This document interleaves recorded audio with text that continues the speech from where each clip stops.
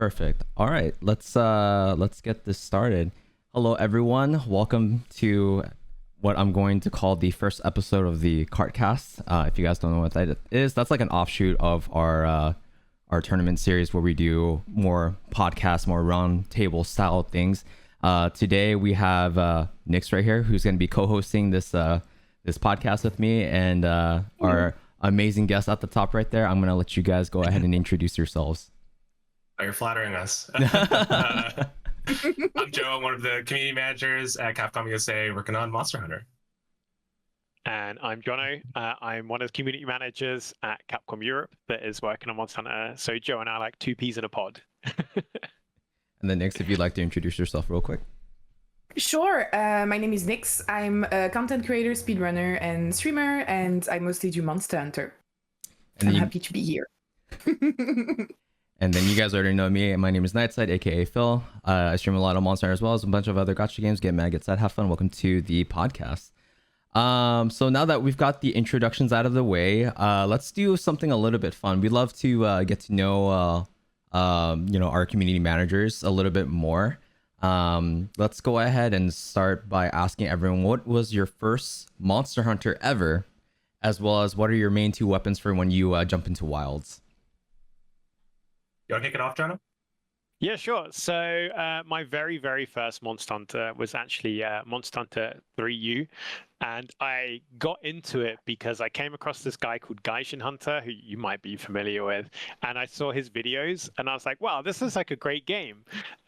So yeah, I went and picked it up, and kind of it all started there. And my first ever weapon I used was actually Switch Axe, but I was really rubbish when I first started playing, and I couldn't get used to using like a slower weapon. Yeah. So I switched to Sword and Shield, and that's been my main weapon, my squeeze, since 3U.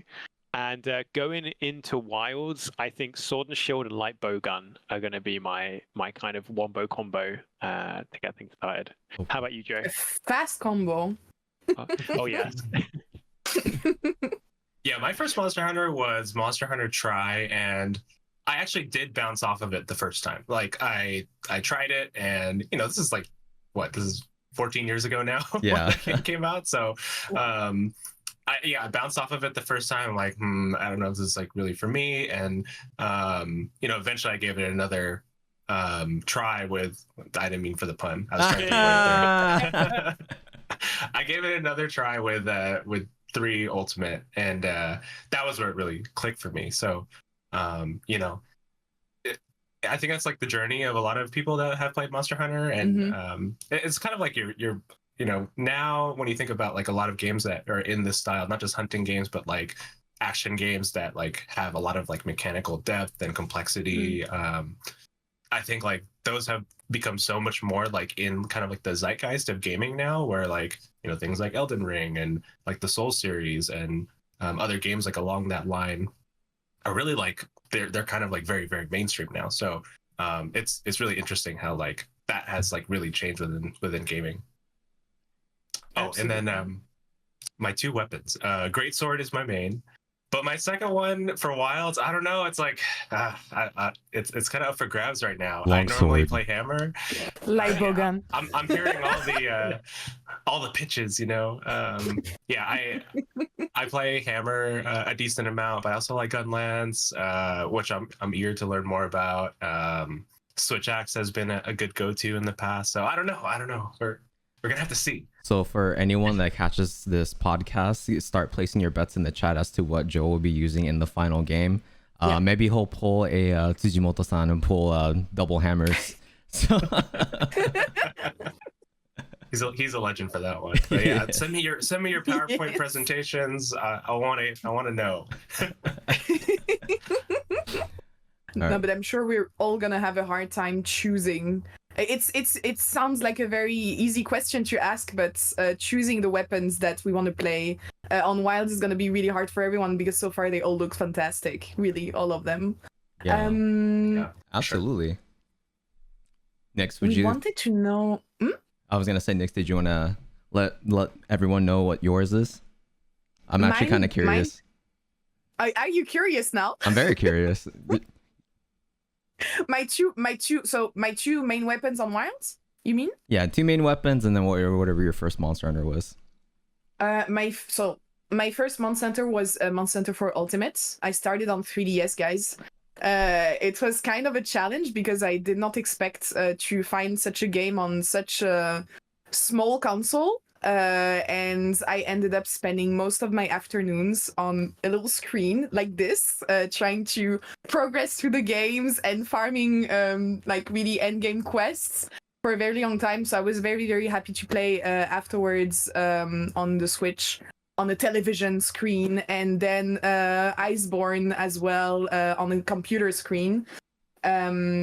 So yeah, so far it seems like it has been also a very long time, right? Monster Hunter 4 Ultimate, when was it? 10 years ago? Yeah, Right? roughly about maybe 10 a little. years ago. Turn the It's- dust. Can you imagine? It's been a decade. When you think about it, it's really crazy. And the 2 weapons that I think I will pick for Wilds, it will definitely be light bowgun and longsword. I think. She's actually a longsword Yeah. main now. She's It's no so longer an serious. LBG main. Each podcast is gonna say that. It's not true. It's gonna be the running gag, but everyone knows that Yeah. in the community right now. You're basically a longsword main. A longsword main undercover. And I had to put not a longsword main in my Discord description as well, Phil. Do you know that? Yeah, I noticed this Longsword morning. denier. Okay. Longsword denier, soon to be a longsword enjoyer. Listen. I'll say mine really quickly. I actually started with Monster Hunter on the PlayStation 2, but after about like maybe 2 hours of playing the game, I just couldn't get it. I just kept getting bullied by the Velocidrome. Oh. Yeah, so I gave up, but I came back into it with Freedom 2. One of my my older brother's friend's husband actually introduced me to the game on the PSP, taught me how to play the game, started with dual blades, and eventually found my home with longsword. And since then I've been playing every Monster Hunter iteration, even Portable 3rd, with the exception of, the Frontier series. So, and I'll be a longsword bow main when I go into Wild. So. Longsword bow. Longsword bow. Wow. Good choices. cool. Good choices. Good Very choice. flashy. Good choice. Yeah.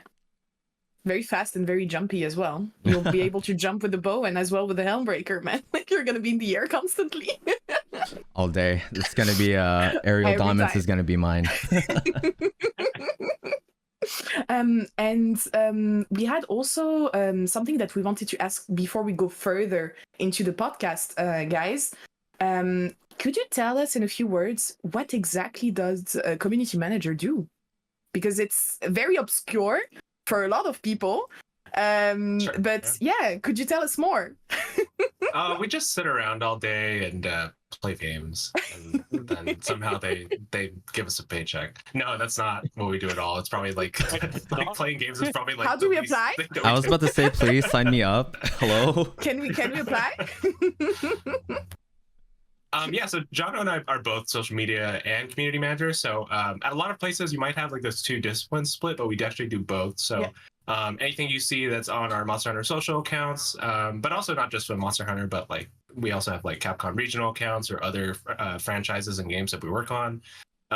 So we'll basically run all of like the social media marketing, and then on the community side is really handling anything that has to do with community events. So maybe like we'll have streams and things like that, or just managing like things on Discord, or just anything that has to do with like kind of community sentiment.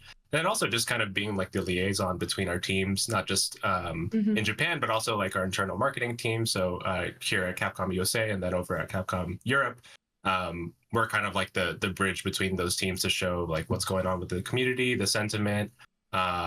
And aside from that, just like kind of being bringing that community perspective to everything that we do holistically at Capcom. So whether that's if we have events that we're going to be at, TwitchCon obviously was one I unfortunately couldn't be at this year, but you had a good chance to see what our community team was doing, pretty much like being out there streaming the game, meeting members of the community, being there at the panels and things like that. And there's a lot. Sometimes like I think like I said, like some other places will have a lot of disciplines split, but at Capcom we kind of like we tend to wear a lot of hats. But yeah, John, I'll toss it over to you. Yeah, I mean, Joe did a great summary, and like, on top of that, talking about the social media, we also do a lot of like campaign plans, and we'll be doing these like sometimes months and months in advance, sometimes at a bit shorter notice. So, there's, adding rhyme and reason to a lot of our social posts. Sometimes Joe comes up with a like, all right, banger of a tweet, and he's like, all right, let's do this, and it's like, yeah. But yeah, we're kind of planning ahead what's going to be good for the community, what should we be sharing about the game. And as Joe said, working closely with the development team. We're very lucky as community managers here to have regular close access to the dev team, and working with dev teams that really respect community and the Monster Hunter community, as well as the discipline itself, which allows us to share meaningful sentiment and feedback with the team. They're always keen to be like, what did they think of the latest trailer? What did they think of this? Or, you're talking about Sunbreak, we've just had like a title update. What went down really well? What things did people not necessarily like so much? And things like that. So, Joe and I are always trawling through social media replies. We're there lurking on Reddit and things, gathering this feedback and passing it over to the team. We also work with content creators. We have slightly different setups because obviously North America has Capcom Creators Program, whereas in Europe we don't. So we kind of have the more direct, but Joe gets stuck in with content creators as well.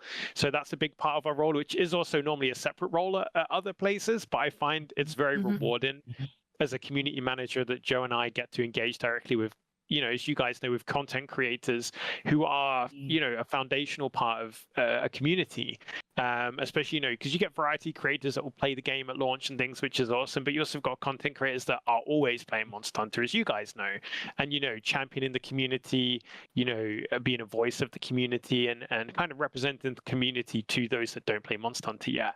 So yeah, there's a lot going on, and as Joe said, many hats being worn, but we're there for the community, to champion the community and to help grow the community. And I think in a nutshell. And I think it can't be said enough, but we really, really do appreciate the work that you guys put between, basically being our voices to the devs. And honestly, it shows in so many levels. It does. And we're just so appreciative to you guys for the work that you do. Thank you. And, Joe and I are both really lucky that, our predecessors, Sox and Yuri, were amazing. And when we joined, they, kind of like All Might, they're like, now it's your turn. And they passed the baton over to us. So, I remember when Yuri was leaving, and I was like, what? Oh no. And he goes, don't worry, we're going to get an awesome replacement for me. And then it's Joe, and couldn't be happier. No, I'm just okay. Just okay, don't says. overstate it. You guys are like literally, like Jonno said, you guys are like two peas in the pod. Whenever I see Jonno, I see Joe. If I see Joe, I see Jonno. If I don't see both of you guys, then it's like, you guys are probably then both. It's like there's missing. Something's wrong. Something's wrong. Actually, that's actually a great segue to my next question. What exactly is the relationship between you and between Joe and Jonno? Like, have you guys known each other before you both landed yourselves as community managers at Capcom, or was it you guys kind of met each other for the first time when you got into Capcom?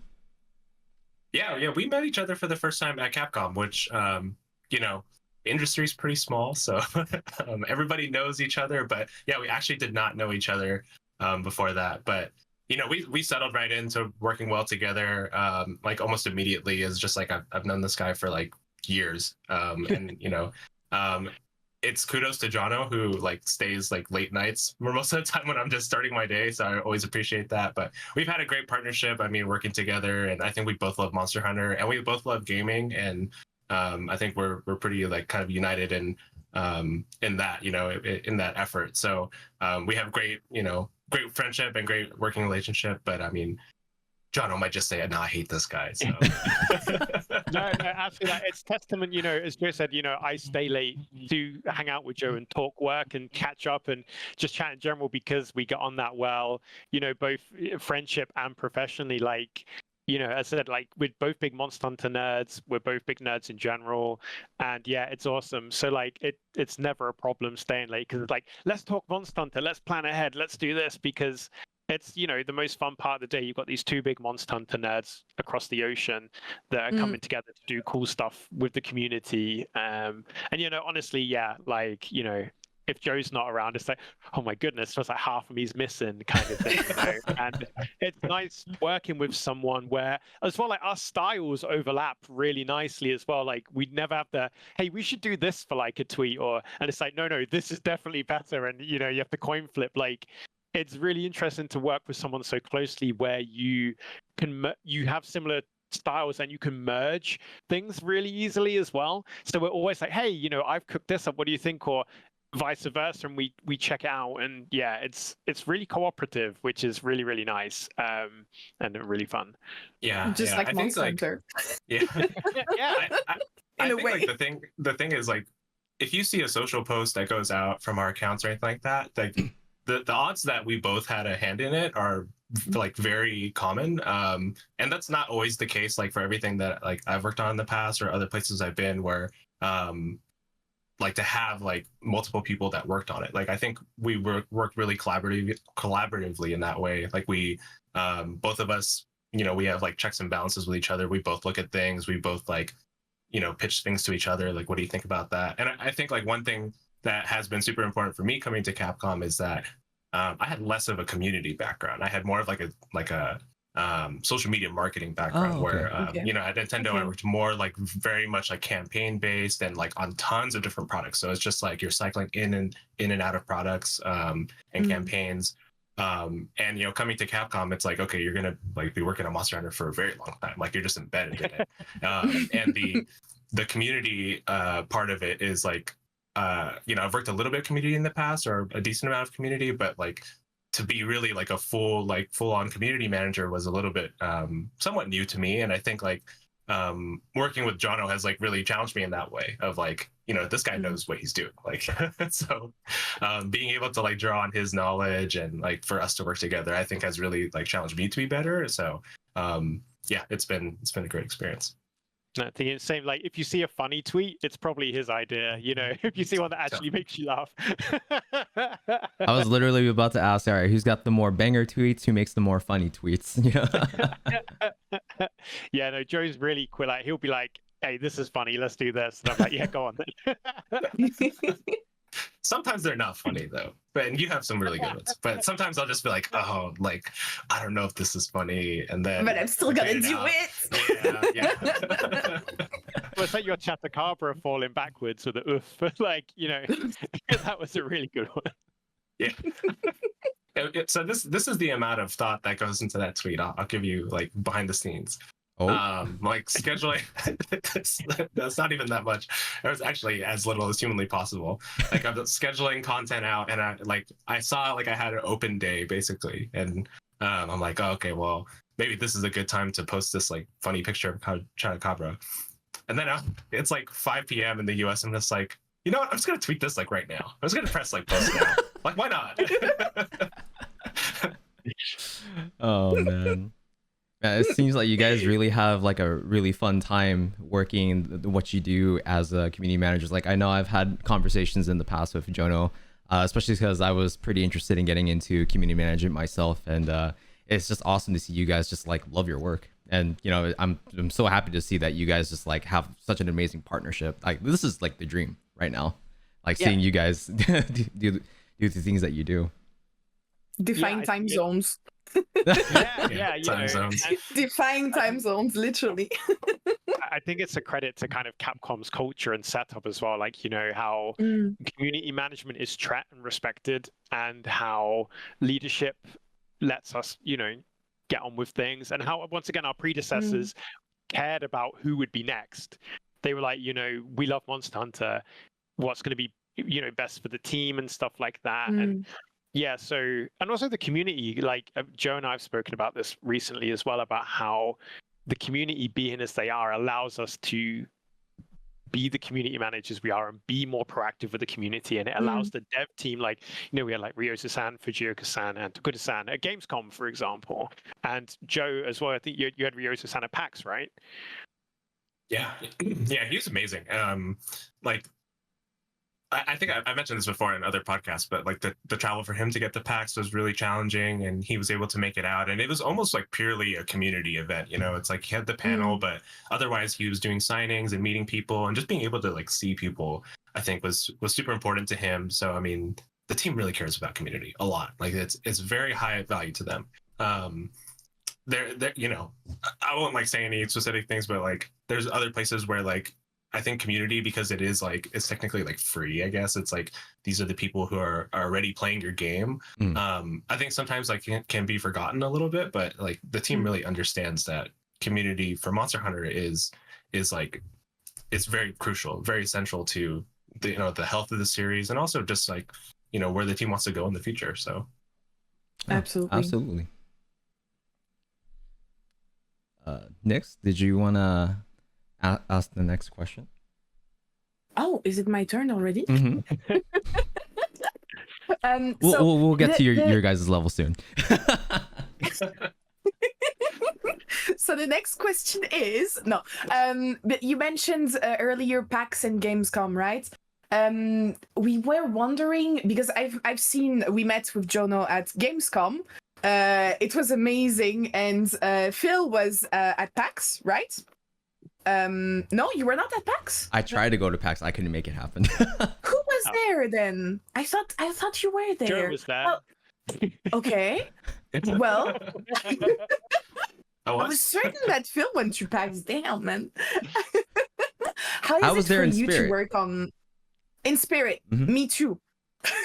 Me too. I wish I could have been there. Honestly, the amount of times that I've been messaged to go there, it looked really, really crazy. And also I was, and I think Phil as well. The whole community is super impressed by how well you guys organized everything. Of course, you have some you know, a lot of work that you need to pull through to organize such big events. And we were wondering how it is to work in there. How is it to be in the Capcom booths? How is it to set up everything, coordinate everything, gather everyone?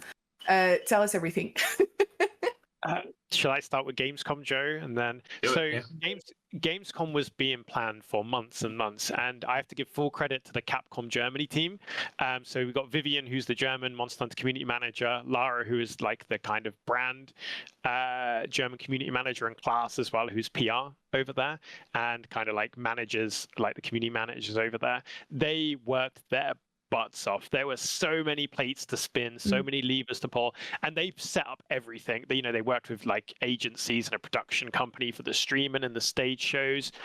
So they did all that hard work so that, you know, I could turn up and, you know, go on stage and do those bits. So massive shout out to our German team. And for those any German viewers, yep, there is a German community manager for Monster Hunter called Vivian. She's awesome. So hopefully we'll get to see her soon a bit more on camera and stuff. But yeah, it was a privilege, first of all. Talking at a community perspective, you know, the queues were between 6 and 8 hours long. They were 8 hours long, but we had to cut it down for health and safety, so we weren't clogging up the kind of area. And to see the dedication from the community and new players who had never played Monster Hunter before was incredible. Like, it's truly humbling for everyone involved. We were really well looked after. We had a fantastic production team making loads of stuff, because behind the stage there was at least like 30 people on this production company running everything. They were incredible. You know, it was awesome. Everyone was just so excited. Like, you know, we had the developers down. They were just having a great time seeing the queues, seeing everyone happy, and seeing them playing the game they've been working on for years and years. And this is the first public hands-on. Being on stage was incredibly fun. You know, it was a bit nerve-wracking on the first day, and then getting consumed by the smoke on stage. There were a lot of smoke. There was a lot of smoke, right? It was impressive. But yeah, it was a ton of fun. You know, meeting people like yourself and, you know, other community evangelists and creators. But yeah, it was a lot of fun. It was a privilege, and seeing all that new information being revealed live straight from the team was a ton of fun. But yeah, the amount of work and time that goes into that was huge, and I was very lucky to just be able to turn up and be like, right, cool, let's do some fun stuff. I don't know, how was PAX for you, Joe? Yeah, it was maybe not as crazy, but I think similarly as crazy. You know, we had a great turnout at our booth at PAX. It was the first time the game was playable in the US, and we also had the debut of our rideable Seikret, which Phil, I know you had a chance to It was to amazing. take a picture of that. Yeah, so it was great. I mean, I think we were capped at like 4 hours for our line, which again, that was like a health and safety thing. Like, is pretty much capped at pretty much all times. So the demand was incredible to see. Just like so many people who love Monster Hunter, but also just the amount of people who had never played a Monster Hunter game before. There were some people who had just started with World, and then we also had like a ton of like diehard fans who have been around since the beginning. So it was great to see that mix of different players. And yeah, the team worked super hard to put the event together, and it's all part of the Wilds World Tour. We've had Gamescom, and we have PAX, we have TwitchCon, which you were just at, and then TGS is up next, which the scale of it is just like, it's staggering in terms of like how many playable stations are going to have at TGS. So that's pretty impressive as well. But and then the panel at PAX, that was great. Being able to just be up there on stage with Ryoza-san and be able to I guess like break some hearts by revealing Amstrigian is not baby Puke, which hopefully it's still fun for people to see. But it was, there are some people that are in denial about that still. Yeah. Yep. I am, but it's fine. It will be fine. But I still like the Armstrigians. Is that how they're called? Yeah. They're very cute. They're very cute. So yeah. But yeah, for sure. Puke will still forever be in my heart, I think. I'm sorry. Yeah, it was really great. For me, I think PAX was the first time that since working at Capcom, I've had a chance to like really meet a lot of people in the community. Since we haven't really had like a public event that was like focused on our games yet, or at least for Monster Hunter. So it was just really cool to like talk to people who I've only seen online or talked to online, meet them in person, and just feel like the energy of the community, which was just like, it was so positive, and like everyone's just so excited coming out of it. It gives us momentum, it gives the team momentum to see that. And this is a long campaign, it's a long game that we're going to be working on for quite a while. So that energy to make it feel real, I think is super important, because if you don't have that, then it's just like you're kind of just working in a vacuum. But then when you actually see people excited about your game coming out of the demo stations and they're just like, that was the best thing ever, that is such a good feeling. Yeah, no, I'm sure it feels like extremely validating and assuring that like what you're doing is being super appreciated. I mean, I think I speak for a lot of people when I say this, but like so many people, both new players and veterans alike, are so excited for this game. I mean, heck, so many of us at TwitchCon especially, we're trying to see, hey, did this person cancel? Can we get in? We were so desperate just to try and get more hands-on time with the game. Yeah. That's just how excited that we are. Every second matters. Every single second absolutely. matters. I mean, and so many of us were trying to like test things, especially for people that have a little bit more of a technical background, or maybe like a speedrunning background. I know like a lot of us were trying to like, all right, we're going to be the ones to beat Rey Dau right now, right? Right now. But then, obviously we'll get into that a little bit later. I don't want to dive too far away from what we have planned here. Oh, man.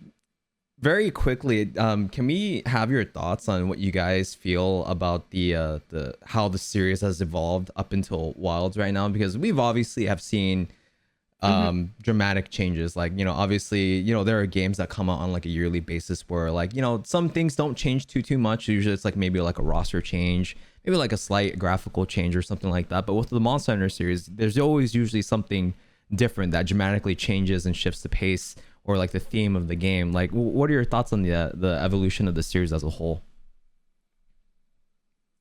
Start, Jonno? Yeah, sure. I mean, I think each time I pick up, so to kind of really narrow it down first, each time I pick up the Sword and Shield in a new Monster Hunter game, I'm like, this is the best version of the Sword and Shield ever. This cannot be topped. And each time a new Monster Hunter game comes out, I'm like, this is the best the Sword and Shield is. So like, and I think that philosophy kind of carries over. And I think one way I look at it is I look at the jump from Generations to World, and kind of the impact that had on Monster Hunter. It went from kind of being, kind of a very Japan-focused game with like a die-hard audience that's quite niche outside of that, to this kind of more global game that's recognized in the West and other regions. And I remember the first time I got my hands on Wilds, And even though it's a super early build, and I was like, this gives me the same feelings that I got when I first played World, coming from Generations, in regards to this jump feels incredible, even though it's a different kind of jump. And I think for us, before I hand over to Joe, for me, it's like the seamless gameplay is that next jump. I know. How about you, Joe? Yeah, I think the important thing with Monster Hunter, everybody jokes online that's like, oh, this series has only had bangers. Like every single game is good. So like no matter what you guys do, like we're there day one, which is like, I mean, it's great to hear, obviously. But I think a big reason why that is because the series like core DNA is very, very strong. And I think that's what makes Monster Hunter. It's hard for like other things to come in and be like the next Monster Hunter because it's not easily like replicable. Like the way the weapons feel, like the balance between the complexity and also like the like how easy it is to pick each one up.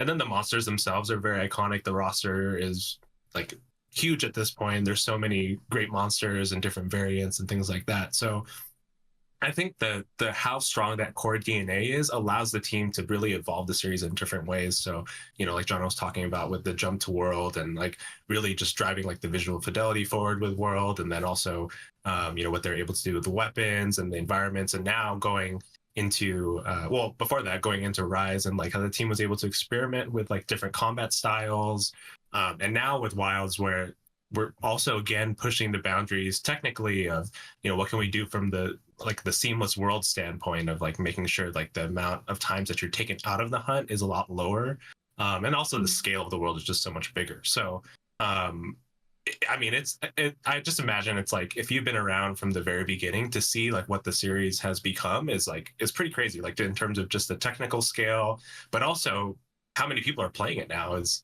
incredible. Like this is a series where people are like screaming at other people to just like, please play it, please, it's my favorite franchise, you don't understand. And now it's we're like the third top wish listed game on Steam, and like we don't even have a pre-order or release date yet. Like that's awesome to see. So we love to see it, like the excitement. It's again, it is a pleasure to work on a series that like this many people love. So yeah, it's amazing. It almost gives you vertigo at that point, honestly. If you have been here from the start, can you just for 2 seconds imagine someone who has been playing Monster Hunter since Monster Hunter 1, like the first Monster Hunter, and who gets to know about Wilds? Like it's day and night. It's really crazy. I don't know, Phil, what you think about it. But if ourselves were looking at the evolution of the franchise as players, it's also day and night for us for all the reasons that were mentioned before. It's it's really insane. It still shocks me that the game is just no longer a niche game too, because like we've always kind of known Monster Hunter to be extremely niche. Like, literally almost no one in the States knew about it, whereas in Japan it was just like the thing. I remember going to university in Japan for as an exchange student, and just seeing like a couple like hugging each other on the train while also playing on their 3DSs for you. I was like, man, that's couples goals right there. You would never see that in like America, you know what I mean? Like maybe there would be like a small group of people at like GameStop or like McDonald's or something like that. They just like roll up and like play the game, but now it's just everyone's on it. So it's just an amazing time to be alive, especially as a Monster Hunter fan. For me, the biggest shock was when some of my best friends who play video games, who never heard about I was telling them that I was playing Monster Hunter, but they forgot about it very quickly. And when Monster Hunter World Iceborne was released, they actually asked me about it. And I was like, what do you mean? I'm not on my own anymore. Like my friends know Monster Hunter now. Like it was really a game changer, really, really game changer. And thinking of this, we mentioned earlier that at Gamescom or at PAX you had to cut the line because of health and safety reasons, that you're noticing that a lot of new players were there. I know that Jonno, for instance, during Gamescom you had the possibility maybe sometimes to talk to new people, to new players that were playing, giving them advices and maybe guiding them through. But for all the people, Joe and Jonno, who were not there during PAX or Gamescom, they never heard about Monster Hunter, could you just describe it to them and maybe give some very general advices on how to get onto the series? John, why don't you start? Yeah, so I mean, how to describe it in a kind of simple way. So Monster Hunter is a action RPG where kind of every mission or quest you go out on, to kind of break it down, is like a boss fight. And you fight the monster, you get some items or gear from it, or carbs and things, and then you use that to make better weapons and armor to fight more monsters, and you go up the kind of tree doing that. But if you're someone that enjoys, fine-tuning your character, mastering like skills and making better gear and all about the loot, then you're in for a treat. Monster Hunter doesn't have classes like other games. So say if you're like a Destiny player, you'll be familiar with Hunter, Titan, Warlock. Monster Hunter has weapons, and bear with me, but it's the same thing. When you pick a weapon that you really want to focus on, or you can play loads, that is effectively kind of your class. And hunters kind of base their identity around the weapons they spend the most time with. And each weapon feels like playing an entirely different game.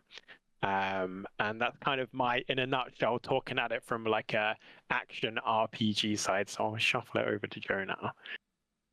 Yeah, I mean, you summed it up best, but I think like at its core, it's fighting extremely cool monsters of all like shapes and sizes, and getting to use like the coolest weapons that you can think of, like a lance with a gun attached to it, I guess, that explodes. And like I think that's at the heart of Monster Hunter, like mechanically is that. But then on top of that, it's like the way like you can kind of express yourself as a player, like from your armor and your customization to the way you play, because the weapons themselves have so much mechanical depth, but they all are also extremely fun to learn and to use, and then it becomes your personality, which we've seen a lot. Like a lot of people, they pick a main, and then you are now that main. Like that's you, your greatsword. You become a greatsword main. Actually, I have a spontaneous question for you now, Joe. If you allow me, guys, are we gonna get like an official personality test based on your weapon from Capcom for Wilds? Can we expect that? Maybe that could be something. Who knows? Like you could, I don't know, like something like, okay, we have a list of questions, and then based on what we answered, the website just gives us a weapon, and then you also could put it reverse, like a dictionary of what your weapon says about you. I'm sure a lot of people would be very happy to see that. I think we may have done something like that. Well, so here's another thing that in Wilds actually something that's like pretty easy, or to help new players kind of like pick a weapon, is that Alma, who's your handler, will actually ask you like, what kind of player are you, or like, do you like to like hit the monster and like big numbers come out? I this is a specific set of questions, but yeah, she'll help you kind of like determine what weapon you should try out if it's your first time playing. So that's kind of like along the same lines, but in terms of the personality test, I think that's something we may have done in the past, and maybe it'll come back. We'll see. Yeah, but you raised a good point as well, Joe. Like, Monster Hunter at its heart is a cooperative game. There's no player versus player. It's whether you want to take it as a solo experience, perfect for solo gamers because the game scales based upon your hunting party size, or if you're someone that wants to play with your buddies or randoms, you can. It's an entirely cooperative experience. You're not competing against other players. You share your loot, and you have your own instanced like loot from the monsters as well, which will be different to your teammates. So if you're someone that just wants a fun experience where you're all working towards the same goal, or on your own with your little Palico buddy, and in Wilds, obviously your support hunters, that experience is there. Because I know a lot of gamers, I'm both. I like PvE, I like PvP, but Monster Hunter is that PvE cooperative / solo experience as well. And yeah, you're never competing against another player. So it's like speedrunners would like to have a word with you, Jonno. Yeah. Well, yeah. Apart from speedrunners, they compete with each other. But even people who are not speedrunners, you have some charge blade players who feel that they are competing against other hunters in their party because they just make them fly in the air. You can have sometimes PvE. The amount of times I've been thrown in the air into a fatalis like fire explosion or something. It looked like PvP. I know I it's believe we. Nightside got a grin on his face because he's a longsword main, right? So he'd know all about. Oh, the head, that's mine. Yeah, yeah. That's I my believe we call God-given that right, not the trolling. tail. Just to follow up, actually, because obviously Joe was mentioning that with Alma, she'll teach the players, or kind of not teach them, but ask them, what kind of play style you enjoy and stuff like that. Are there any other features in Wilds that are being introduced that'll try and basically help, ease newer players, inexperienced players into the Monster Hunting experience? I think the biggest one is the NPC support hunters, which is essentially like the follower system from Sunbreak. Yeah. And what I love most about it is, if say you're more of a solo player, like maybe you played like mostly action RPGs that are more story based, like something like The Witcher or something like that, or Horizon, and you're looking for more of like you're trying to get into the game, but maybe like you're still learning the mechanics, or you want to hunt in a group but don't necessarily want to play with a bunch of other people online. It's a great way to, like, I wouldn't call it like an aid. It's more of like you can have that like kind of multiplayer experience while still playing alone. And the party members that do join you are like pretty well balanced. So like you'll have a good I think you'll have Olivia in there who has the hammer. I think there's another character that has a gun lance, and somebody else with a heavy bow gun, which based on whatever you're maining, I think is a good balance between weapons. And I think it's a great way to kind of like learn the monsters, learn the hunt without all that pressure of like it being 100% on you. But at the same time, they also won't just like completely hunt the monster for you and make it just like a cakewalk. So yeah, it's a good way to kind of like learn the game a little bit. Actually, on that note, when the NPCs join us, will there be any adjustments to like the scaling? Kind of like how like when we're playing, Monster Hunter World or Rise, when we have, will there be like 2-player scaling, 3-player, 4-player scaling, or will the NPCs just not affect that whatsoever? I think we'll have to take that back, but I'm pretty sure that it does scale as if there are more players, because the way it works is kind of like, if say you're like in a multiplayer hunt, right? And you're waiting for people to join, it'll actually like backfill it with the NPC support hunters if you haven't completely filled. So say like one person joins, but then you have 2 slots open, it'll backfill those 2 slots with the NPC support hunters. And you can actually choose to not do that if you prefer not to. So that's also part of it as well. Gotcha. So it's kind of like how in like Monster Hunter Worlds, if you were playing with just only one other person, you both have your palicos, but once a 3rd and 4th person joins, then they just kind of slot out. Yeah, and I believe you can set it to, so like if you just want to cap it at 2, like your party says at 2, and you don't want NPC support hunters to join, you can do that too. But yeah, double check me if I'm wrong on that, Jonno. Yeah, no, I'm not too sure. I've not dug into that myself, and I am someone that likes, like, I was a huge fan of the follower system in Sunbreak. I loved it, especially because when I'm commuting, I can't play online. So it was a fantastic addition because I got that multiplayer feeling playing solo. But no, I've not actually kind of dug into that. I've just been like, oh, cool, I've got AI backup now, and kind of how smart they are as well. So the team were very keen to have this AI that were never a hindrance. So if you put down a trap, they will know that there's a trap down, and they will go behind the trap if you're there to help lure the monster in. And if the monster's asleep, they won't intentionally like wake it up and things like that. They won't grief you. Support the player, yeah. So the AI will see what the player's doing and adapt to that and support your play style. They won't kind of be like, no, you've summoned us, get in the van, we're in charge now. So yeah, I think it's a really nice touch because welcoming new players as well and onboarding them is a big part of the game, because with Wild, story is a huge focus as well. Do you want to talk about that a bit, Joe?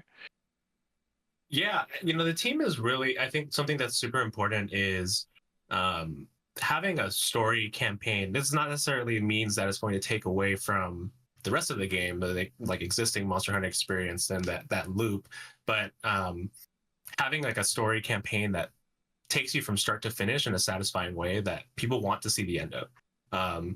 Because I think we all know like the heart of the Monster Hunter loop is like kind of at that end game, right? Once you've taken care of whatever the main thread is in the story, and now you're kind of like at that end game, and now you're constantly grinding for new gear or just trying to optimize your build.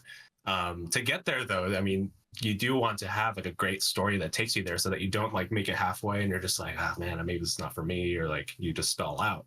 So I think the team has really focused on making something that's really compelling. I think in terms of like the way the quests work and the story works, there is like a significant step up in terms of like how the cutscenes are laid out, and like some of the set pieces and things like that. So yeah, I'm super excited to see people like kind of dive into that a little bit more, and see how kind of like the story plays out. And again, it's not like it's taking away from that existing experience. It's basically, you know, making sure that the story campaign itself is very, very compelling. I have a question about the story, because we all know there's a running gag in the community that, you know, the story in Monster Hunter, it has never been something that was very strong.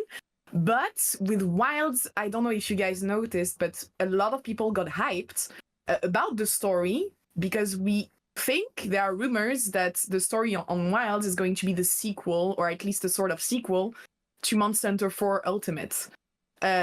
Is it true? Can we ask questions about that? Do you have any info? Because some people were analyzing the trailers, seeing some resemblance between characters on Monster Hunter 4 Ultimate and Wilds. Could you say something about that, or is it top secret? So yeah. Sorry. I think we're going to say basically, yeah, we can't talk about story at all. Obviously, you know, there's this grand adventure that the team have crafted, and it's important that players get to experience that. But yeah, obviously, yeah, we can't talk about it and things like that. But you know, what we do love is the speculation. The team love the speculation as well. They love reading what do people think. You know, what do they think at face value? What do are they kind of draw like Charlie Kelly meme with the red lines and everything? You know, like Twitter went crazy. You know, Twitter went crazy. So yeah, we love all that. But you know, whether you're an existing Monster Hunter fan, or as Joe said, you know, you're new to the series, the team have really cooked to create this experience that you're gonna want to play from start to finish and give you a really satisfying payoff. So you know, like people like you know, if you've enjoyed God of War or, you know, Horizon, and you've kind of looked over at Monster Hunter and been like, is that for me? You know, is it? And it's like Wilds, we can be like, yeah, come check it out. You know, if you're into story, we've got some awesome gameplay as well. Like, come check it out. Yeah, we're here. I know there might be some people out there who hear that and they're like, oh man, like Monster Hunter is just becoming like cinematic, whatever, you know, that's taking away from like what Monster Hunter is. And I wouldn't look at it in that way at all. I think it is upping the quality and like the quality of the storytelling, and like the quest design also for the stories in a way that really makes it a more like kind of cohesive experience, not just for, you know, being able to hunt in an open area, but also now for having these main story quests that are really, really interesting and compelling. Not to mention that the especially with Wilds, it seems like our hunters will be at the forefront of the story, and especially since we actually seem to have voiced lines, I think that'll definitely dramatically improve increase the immersion that we as players feel as we go through the stories, because it's really cool to see us do a lot of these cool things in like World and in Rise, but being able to actually talk and go beyond just, you know, I hope you have insurance or something like that, you know. It seems really, really cool. Yeah, I think that's another big part of it too, so it's a good shout out. But yeah, aside from just like those kind of like lines that you do have while you're hunting, I think the thing that people might have forgotten is that the voice will also come through in the cutscenes. And I think like the goal is really to, you know, as again, like we're trying to make a story that is really cohesive and compelling. Having your hunter be like a little bit more of a heroic figure who's not just like, oh, I'm just along for the ride. Like, no, you are like a central figure in this. And yeah, I'm excited to see people like really get into that and see a little bit more of that. Two really quick notes in terms of the scenes, because I know this is something that kind of bothered people in specifically in like World, but you know how in order to progress the main story and whatnot, players would have to see the cutscenes from their own side before in the hunt. So if you had, let's say for example, an urgent quest, you had to get in. There would be a mandatory cutscene that plays, but unless the other three have already seen the cutscene, or sorry, actually, until that person has seen the cutscene, no one else can join the multiplayer instance. Are we going to have to do the same thing going into Wilds, or do you think it's going to be a little bit more seamless in that regard? So this is a good question.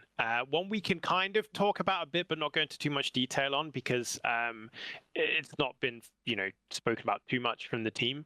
But a big focus on Wilds is seamless gameplay. And we know obviously multiplayer falls into that. And obviously the team are very aware of the feedback from Wild and Iceborne and what players would like in multiplayer.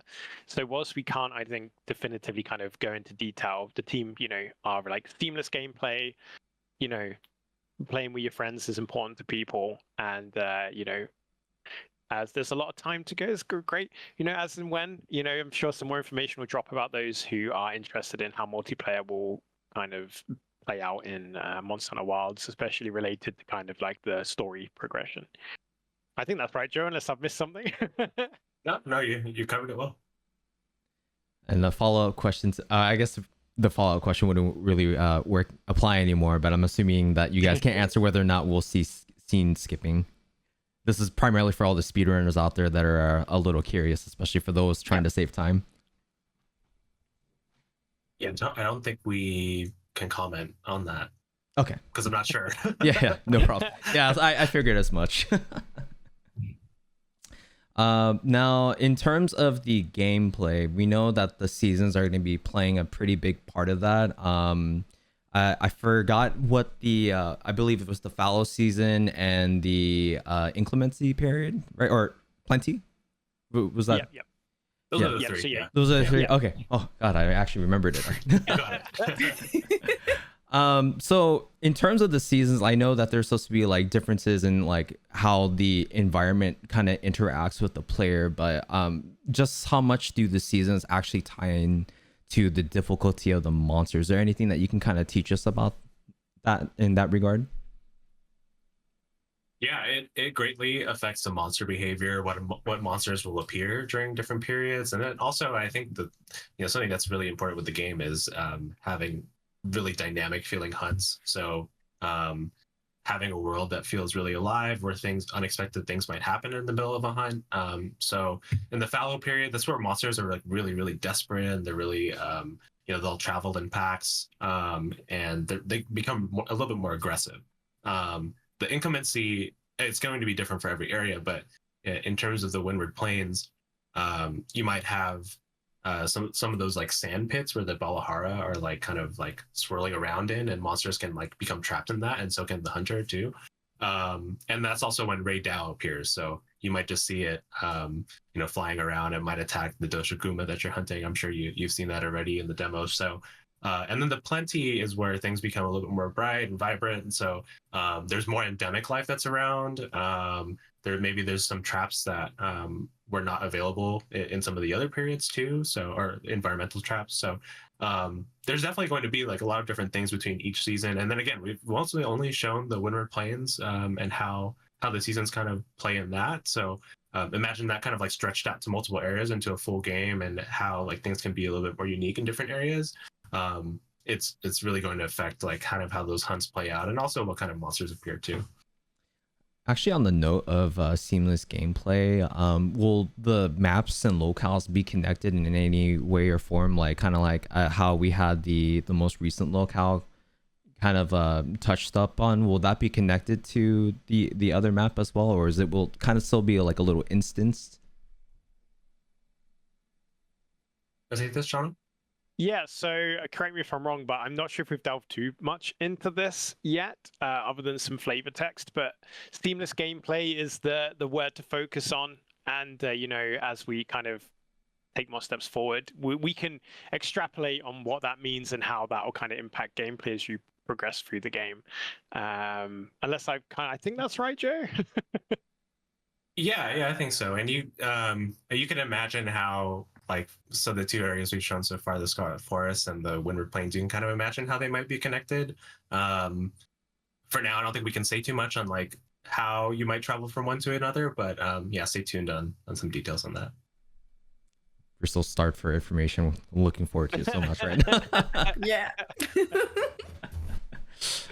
No, it's good though. It's great how like yourselves and the community are excited. Like, we love the questions. Even if we can't necessarily answer right now, we appreciate the hell out of them. Yeah. No, absolutely. So I guess another big change or a new mechanical change being introduced to Monster Hunter Wilds is of course the focus mode. Can you guys talk a little bit about what focus mode is for those, especially for the people that are tuning in for the first time? They might not know what that is for Monster Hunter Wilds. And was there any like specific inspiration as to why or how the developers came across the introduction of focus mode? You want to start that, Jonno? Yeah, I mean, so kind of to speak about focus mode as a bubble, and yeah, Joe's probably, I sound like a broken record to him because of how I describe it, because I love focus mode, first of all. To me, it's this great tool that benefits new players and benefits experienced players. So so basically in a nutshell, focus mode is a tool that, holding left trigger allows you to quickly go into a mode, which in a nutshell allows you to aim your weapon more precisely, in a nutshell, and also do something called a focus strike, where when you've wounded the monster, you can do a really flashy attack for big damage, which is super, super cool. Now, for new players, obviously this is fantastic because it helps you land more hits, because in an instant you can go into this mode and aim slower moving weapons and things like that to get your hits. So I think it's going to help players get into the game more that haven't played before and try out some of the more, maybe arguably challenging weapons to first get in, like charge blade, great sword, and things like that, where you might miss and feel more punished for doing so. On the other end of the spectrum, I think it can increase the skill ceiling for players, because if you choose to kind of use this more, you can fine tune your movement. You can do some real cool, like, as Joe will say, like, with the great sword, you can really change your, like, where you're charging, where you're going to go. With the sword and shield, you can aim a bit higher and things like that, get areas that are normally a bit trickier to land. Obviously, how you use your focus strikes, when you choose to use your focus strikes, which member of your hunting party is the best person to do a certain focus strike with their weapon. I think it's a really fun tool that if you choose to use it, will be great for new players, and it's a ton of fun for experienced players. And because I know as well, when we first revealed it and there wasn't a lot of information around, there was some concern that this is some sort of like easy mode or a crutch, and it's really not. Much like Wirefall, it can be equally helpful as it is punishing if you don't use it in the right situation or you use it too much. So I love it. I think it's a great addition. Talking of someone who's a bit more experienced, obviously, I love that what it enables me to do with the sword and shield and the other weapons with the focus strikes and aiming my hits more. And I'm really excited for new players to come in and be able to tackle more intimidating weapons traditionally a bit easier. Yeah. I think like the way I would look at it is it's another way, at least for outside of new players, but for more experienced players, it's another method of skill expression. You'll be able to kind of like reposition your attacks a little bit to be a little bit more precise. It doesn't mean that you won't miss a true charge slash. I think that will still happen for everybody, but it does give you a little bit more versatility in being able to aim those attacks, to be able to turn and feel like you have a little bit more mobility.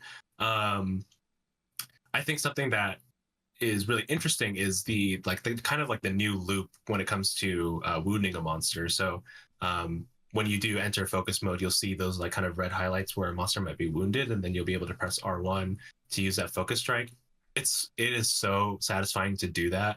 Like seeing like that like wound destroyed notification, you do like a really flashy move, and some of them have like really, really flashy moves. I love the dual blades focus strike, which is it's so cool. So I think again, it's another way to really express like that feeling of hunting, like you're targeting the monster. And for experienced players, I think they're going to do some really cool stuff with it. I think everybody's still kind of like, not everybody's had like that much time with the game yet, so everyone's still kind of like wrapping their heads around it. I think one thing I saw at PAX was like a lot of the players were not necessarily using focus mode that much, so I would come over and be like, hey, don't forget, like, you have this. And once they get into the groove of it, it starts to become more and more natural. So I think over time it's going to be interesting to see people like really incorporate that as part of their traditional Monster Hunter play style, and I think they're going to do some pretty cool stuff with it.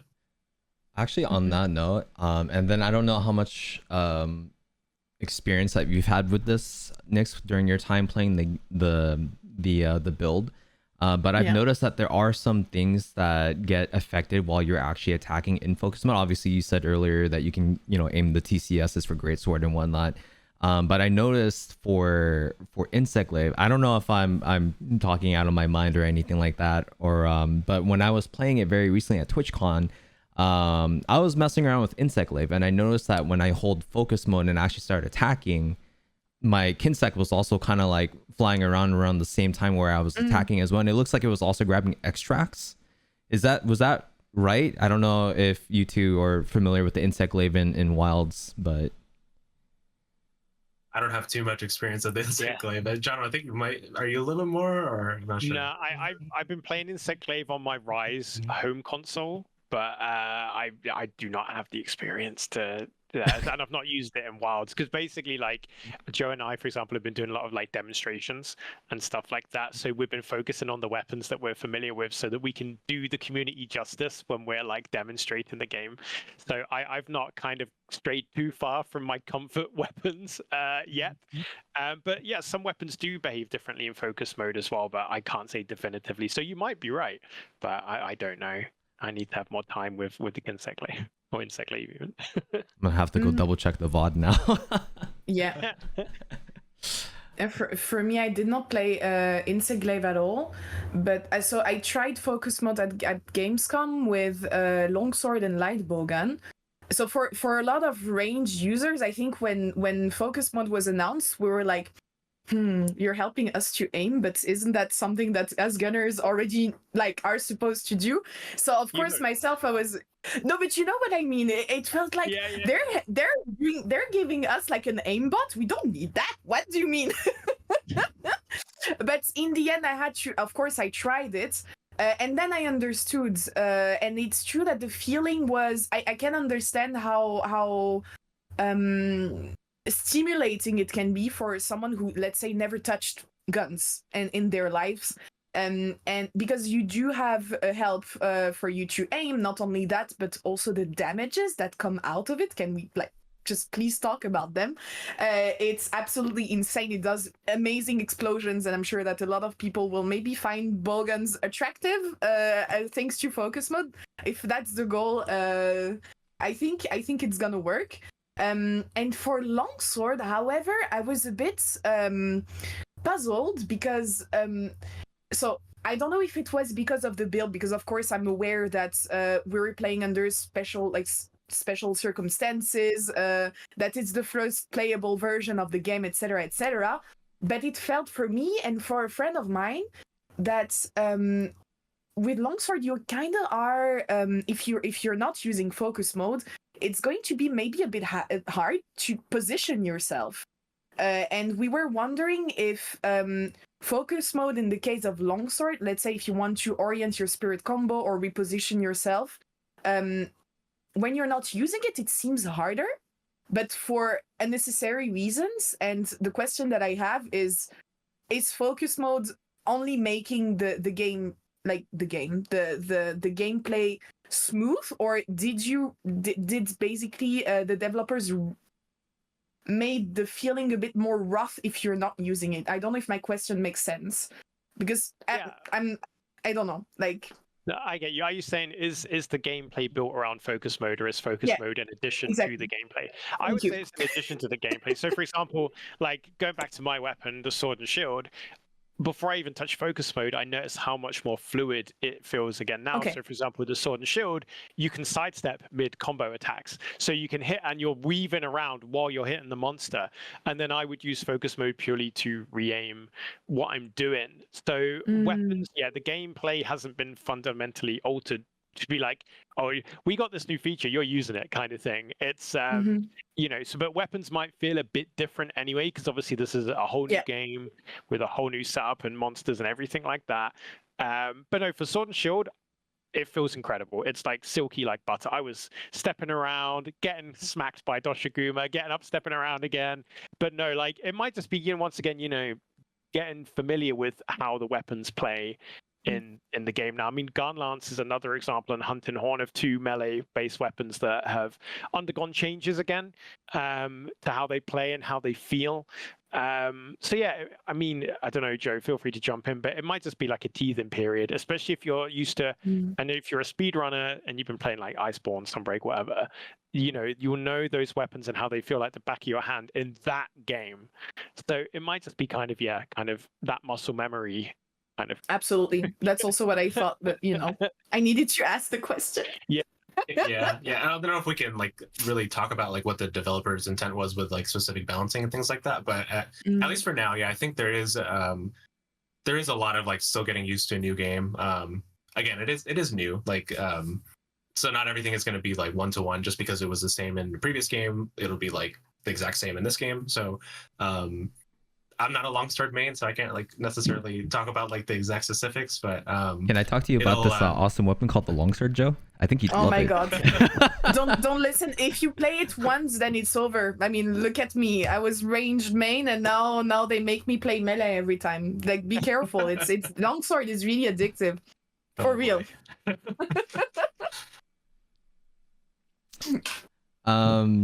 Actually, I think it's to Jonno's point about the gameplay being focusing on being an additive function. I actually have to say that's actually very true, because I never once felt like I had to use it.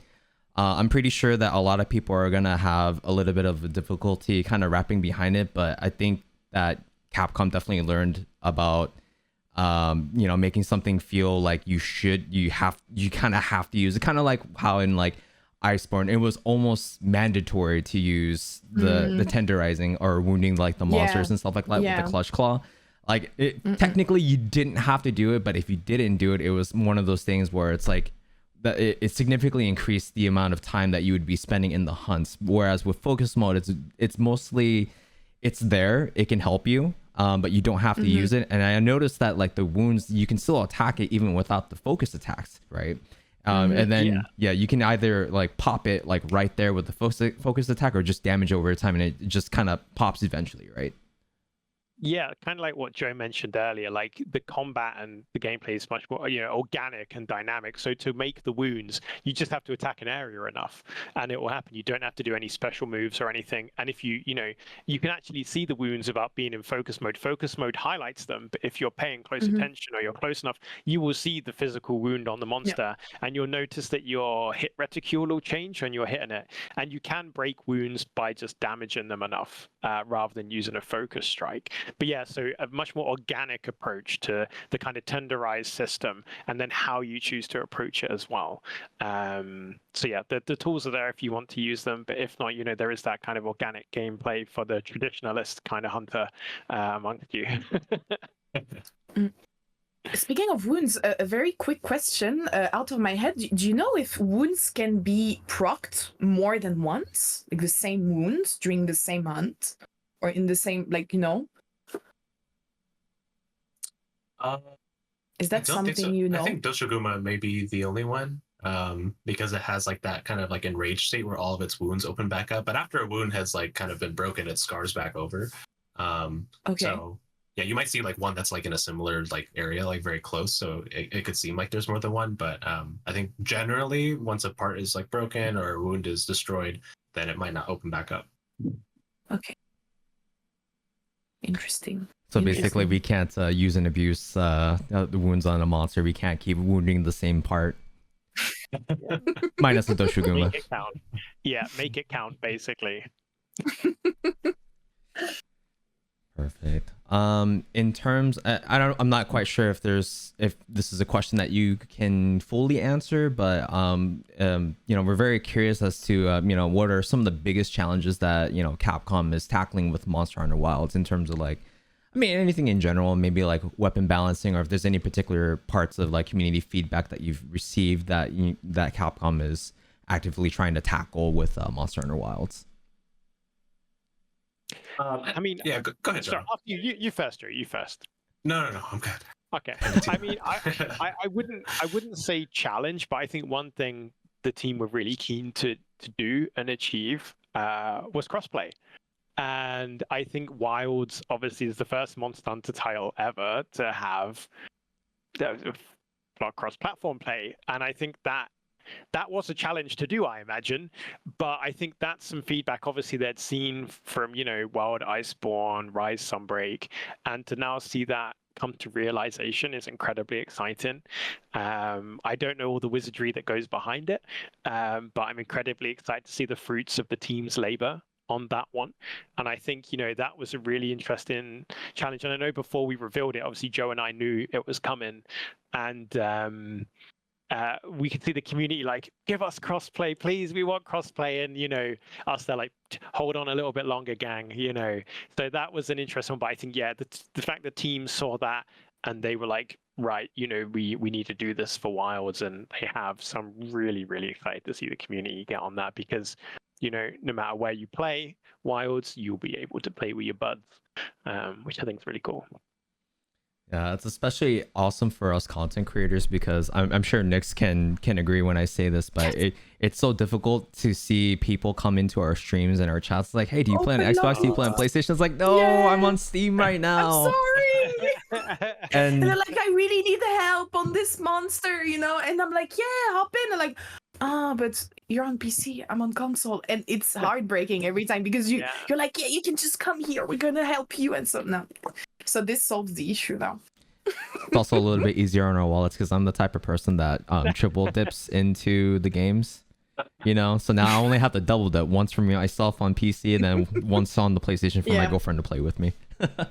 Actually, on that note, which console do you think that you'll be playing on primarily once Wilds release?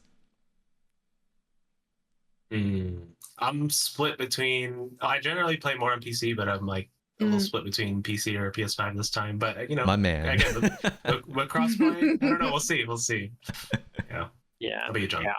I'm going to be on PS5. I mean, for me, like I spend so much time in the corner on my work computer that I need understandable to screen. Yeah.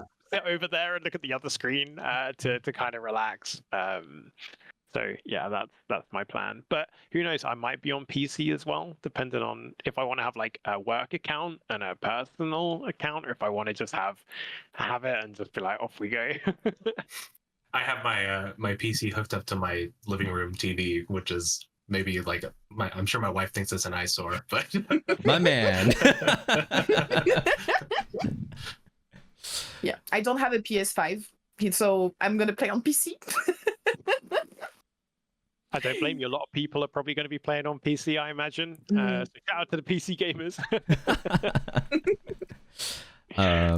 So I have a pretty big question for you guys, and this is actually going to be in regards to the Seikret. I'm sure you guys have kind of seen the debates all over Twitter, but obviously, and then for anyone that's tuning in for the first time, the Seikret is basically the evolution of the Tail Riders that we had in World, plus the Palamutes. They're basically going to be our mounted companion once we get into Monster Hunter Wilds. But with the Seikret, Monster Hunter Wilds has introduced the ability to freely move. We can pin things on the map, and the Seikret will go help us get to that point automatically, and we can do prep work like healing and sharpening and whatnot. But the community seems to be a little bit divided on this right now, with some arguing that the utility of the Seikret makes it like certain actions in healing, let me rephrase that. Some argue that the utility of the Seikret, with how we can actually prep these things or even do it in the middle of the hunt, like healing and sharpening, makes it a little bit too easy. Do you have any thoughts that you can share with us on that? Yeah, I would think about it less about how it affects you in the middle of an actual fight, and more of how much bigger the world is. So the environments are, I think, more than double the size of what they were in World. So the Seikret is super essential for getting around. Like the fact that it can like auto move you to a location, and like you can kind of focus on the other things that you're doing, maybe like in the environment, or maybe what's in your pouch and your weapons, sharpening, healing. Those things will those are things that you can manage as you're headed to the next location. So the team is really focused on like kind of keeping you focused on those things versus like sticking to menus or having to like completely stop what you're doing and heal or sharpen or things like that. So I would think about it in that way, of like how it kind of like is a great quality of life feature to keep you like immersed in the world, immersed in the game, versus like having to kind of stop when the monster is moving to a different location. I think the Seikret is super, super useful. The verticality that it has is amazing. Like it can really take you up to like different locations. I love that it can kind of like auto track to the location because like everybody has in the past gotten lost in the ancient forest. Oh. This is such a huge help. And also like the way Yeah. it controls is very unique. I kind of think of it as like, hey, like this is, you know, it's like a wild beast. Like it has been tamed, but like it has like a mind of its own and it is very smart and useful. So like it kind of like auto moves on its own unless you actually like press I think it's the right trigger to make it like stop moving. And then you kind of have to like pull the reins back on it. So I love that it has like a very unique feel to it. It isn't just like, oh, this is a horse with wings or something, you know? It kind of reminds me of Epona from Zelda. It kind of in that same regard because like Epona kind of keeps like auto moving, right? And then you can hold forward to speed it up, or you can use the carrots to like speed up. But you can also make it stop, and that's one thing I actually really appreciated about specifically the auto move function, because obviously during the demos we don't have that much time, so we want to try and like capitalize as much time as we can. But being able to do things, yeah, exactly. But like being able to do things like go to the menus and like look through like the weapon controls and stuff like that, and like other things like changing the camera from like focus to like target camera and stuff like that. Obviously that stuff like that you're gonna have done before when the full game comes out. Stuff like that you probably will have already had done when you first start the game, but like just stuff like that is like super huge and super convenient. Yeah, absolutely. I mean, I think Joe summed it up really, really well. And, it's that seamless experience. You've got these vast expanses when you look at the Windward Plains. And, if the monster flees, you've got to be chasing that on Seikret. Do you want to, be forced to kind of sit there and sharpen while it gets further and further away?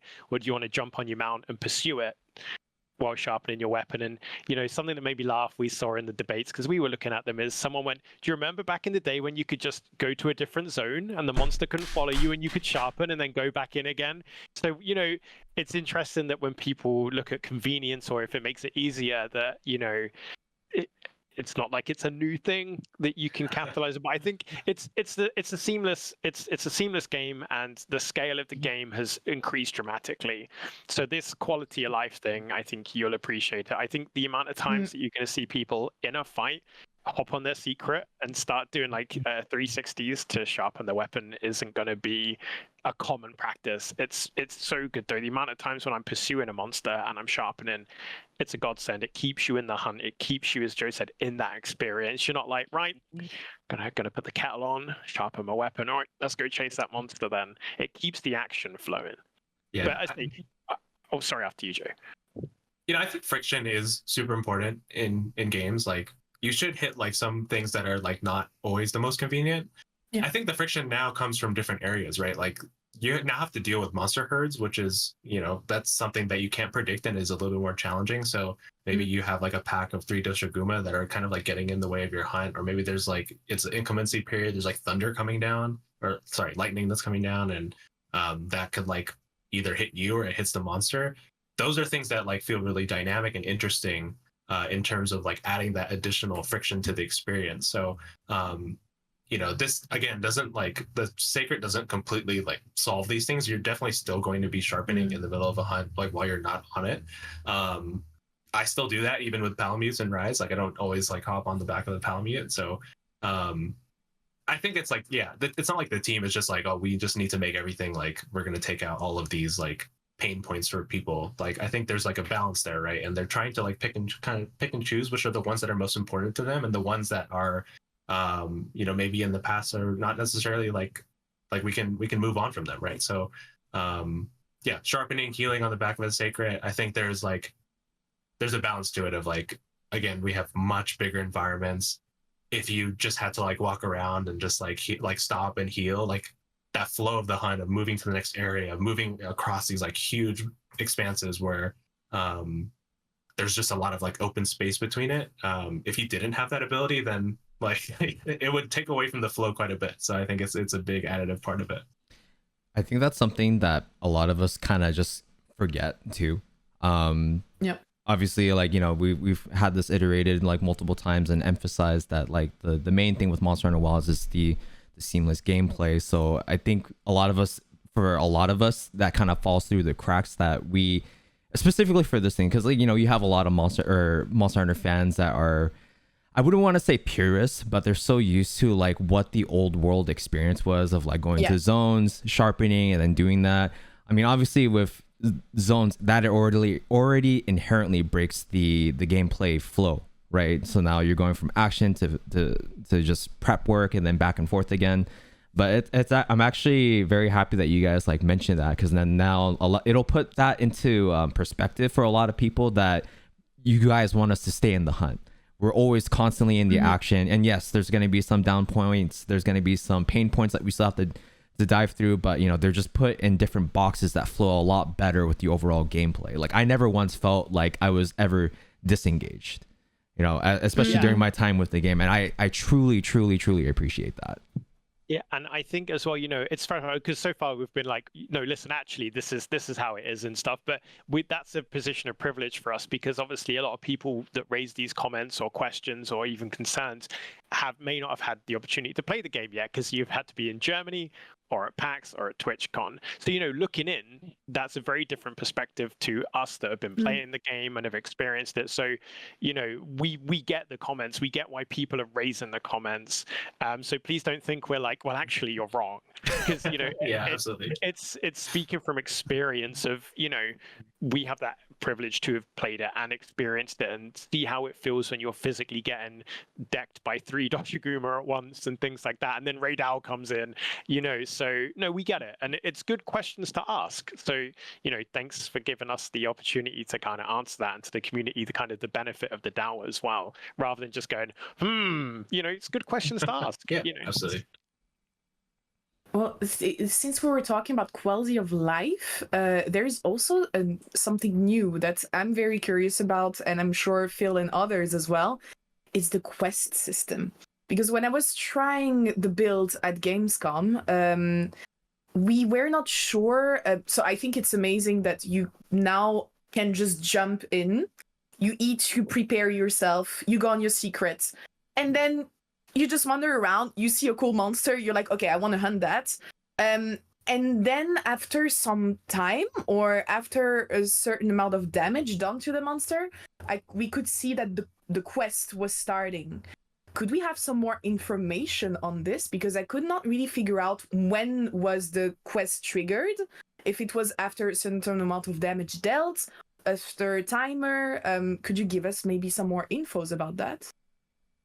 Yeah, I believe it is a certain amount of damage dealt. So if you just get it once, it won't necessarily start the quest. But say if you do a sneak attack or you hit a certain damage threshold, then it will start.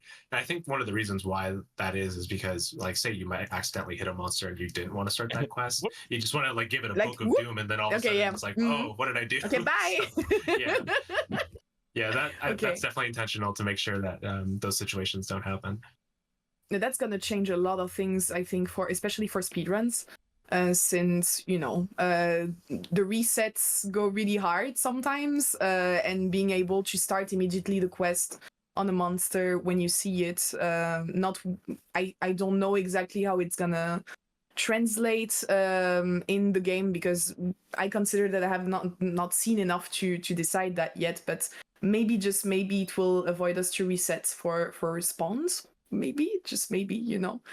Could be actually very exciting. I don't know what you think about it, Phil, but I'm very intrigued by the new quest system. That's very new for me, to just be able to just jump in like that. See, as soon as I saw that it was one of those things where like once you've done a little bit of damage or a certain amount of damage to the monster, I was like, oh, I instantly thought Wild Hearts, because that's kind of how like it was. In Wild Hearts, but I personally think it's awesome. I know for a lot of speedrunners it might be a little bit more difficult. Actually, on that note, is there more of a traditional type of like quest system that starts the timer right when you accept the quest, or I don't know if that's something that you can reveal just yet, or kind of indulge us in? Yeah, so you can get quests from Alma. And so the more kind of traditional format, or you can go out and have the kind of seamless dynamic approach where you're like, all right, gang, we're going to go beat up some monsters and let's see what comes our way. So yeah, we can't delve too much further into that, but yeah, there is the kind of traditional quest pickup and out in the field style. Amazing. Wow. can't wait to play it again. The more we talk about it, the more I want to play it again. It's been a month now. You know that it's been a month, so I'm counting the days since Gamescom. It has been 2 days. It has been yeah, okay. Nice flex, Phil. Nice flex. All right. And he played it twice. Yeah, that's right. You played with you had your own session, right? And then you played with Fruitcake. That's correct. Yeah. So I had the Gamescom in LA session, and then I also had TwitchCon with Fruitcake, and that was really fun. That was the first time I got to play multiplayer. Nice. Yeah, I know. I think at PAX we had multiplayer. At Gamescom I think we started with multiplayer, then we had to switch to single player. But yeah, it's having like the full multiplayer experience is a good way to like kind of see how the flow is going to be. So yeah, glad you're able to do that. Yeah, absolutely. It was amazing. But I think multiplayer was really amazing for a lot of people, especially since it was for a lot of us. It gave us the opportunity to try Rey Dau. Because of course Rey Dau was the shiny brand new toy that we all had, and so we know that some people tried it, but what we don't know is if you guys actually tried it and if you managed to beat it. No, go ahead. I think you I've beaten Rey Dau in a 2-stack.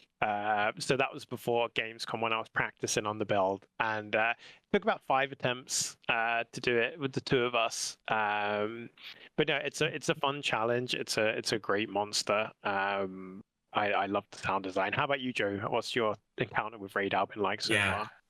I haven't had a chance to beat it. I did attempt to solo it, and I think I got it down to like just the end of the hunt, but I actually ran out of time because I didn't do it just to fight Rey Dau. I took out Doshiguma and then I went for Rey Dau, and I just barely ran out of time. So I have to go back and get that. But it is such a cool monster. Like the sound effects, just like the design, like the railgun. Everyone calls it the railgun. Yeah, it's amazing. So cool. Jonno, I think you were mentioning before that like the area that it goes to, it's like its lair it has like a special effect, right? Yeah, so traditionally in Monster Hunter, when you've nearly got the monster defeated, it will go back to its nest, and that's another opportunity for you to wail on the monster and finish it off. But as we mentioned, like with Doshiguma, for example, when it's nearly been hunted, it goes into a super enraged state, repops its wounds, but gets more aggressive and dangerous. Rey Dau actually goes back to its nest.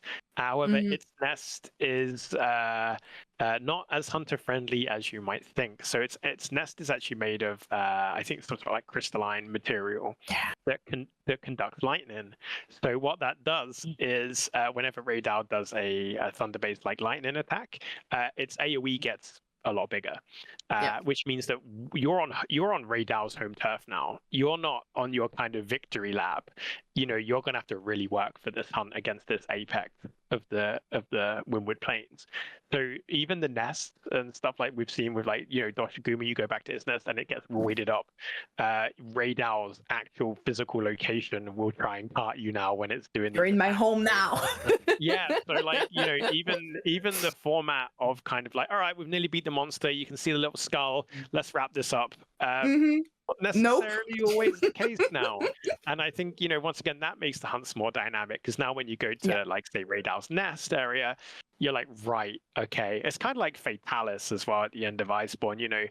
Have you got the horn breaks? You've got proof of a hero playing, but you still could get one shot by that spin and flame attack and things like that. So you've got that, obviously not at that degree of danger all of the time like Fatalis was, but you've got that extra layer of challenge and to keep like the latter part of the hunt, keep you on your toes. So yeah, I agree. Really like a lot of people were actually dying or carding on when Rey Dau was going back to his nest, and that was very funny to see because it was completely, for us, it was completely unexpected. I don't know about you, Phil, but as Jonno said rightfully, well, when monsters are going back to their nest, we're like, okay, yeah, we get it, it's fine. But actually, no. You see, the dynamic is changed. See, I caught the I was watching Miss 5000 Watts interview with the two of you, and I think Jonno I think it was Jonno that made the mention about that lair. And during my time at the TwitchCon demo while playing with Vanessa or with Fruitcake, we're like, all right, cool, we beat the Doshiguma, we're gonna go find the Rey Dau now. And the area that it spawned in was its nest, so like, oh crap. I almost ate the railgun like 3 times. Yeah, no, I absolutely love it.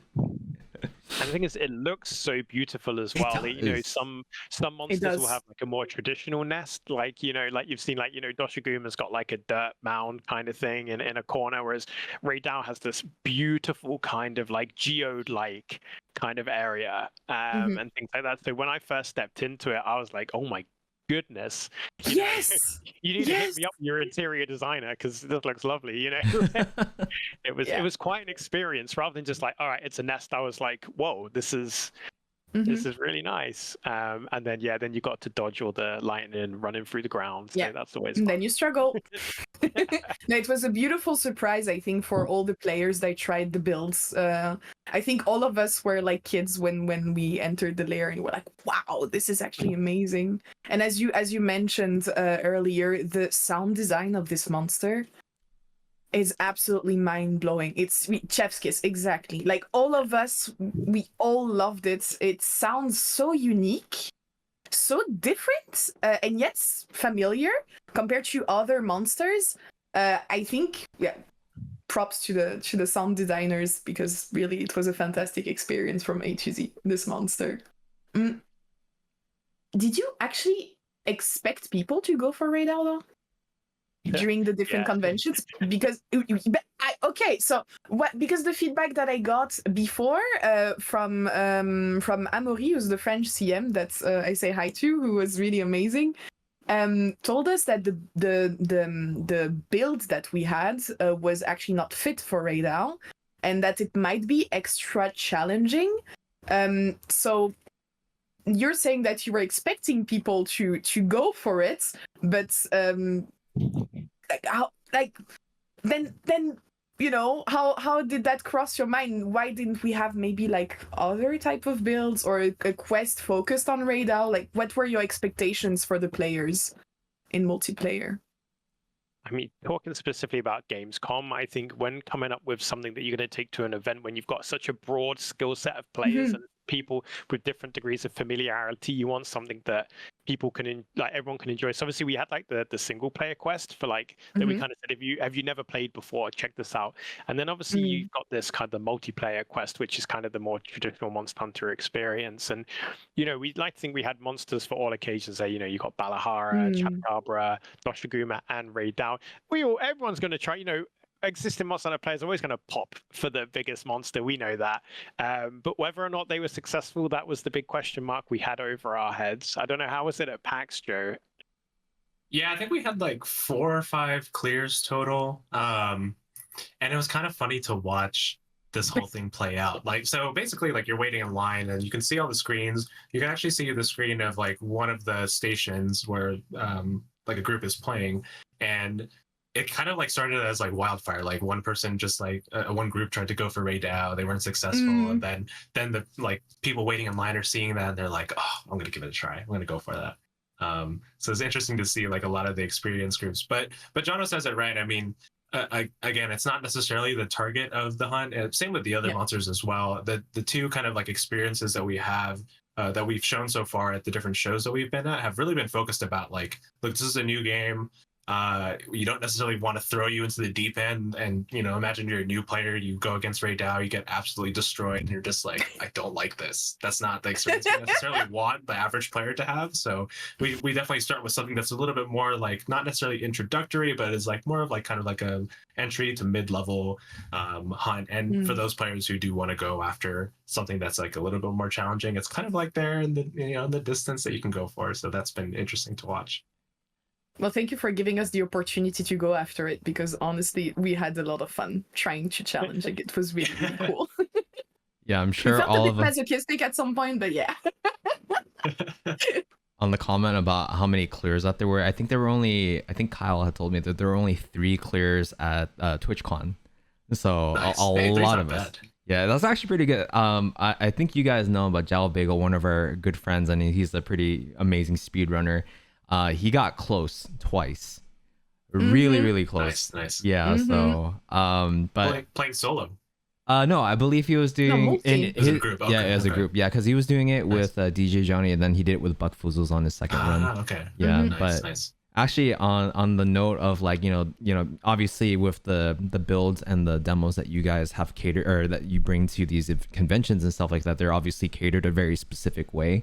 To that note, Rey Dau is probably more for people that are looking for like an extremely huge challenge and stuff like that. But Yeah. I also noticed that I know that Chatacabra was also in the build and Balahara, but it seems like a majority of people just after they did their Doshoguma, they went straight to Rey Dau. Did you Rey Dau. actually see anyone go for Chatacabra or Balahar during your time at PAX and during Gamescom, or was it pretty much just Doshoguma and then let's go YOLO it over to Rey Dau?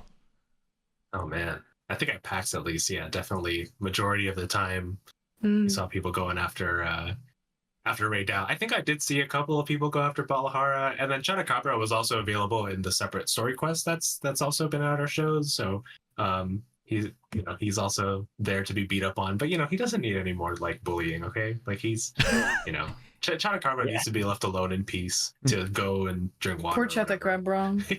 Is Yeah. Chatacabra All the the new? weapons were tested on him. It's so sad. The poor thing. Yeah.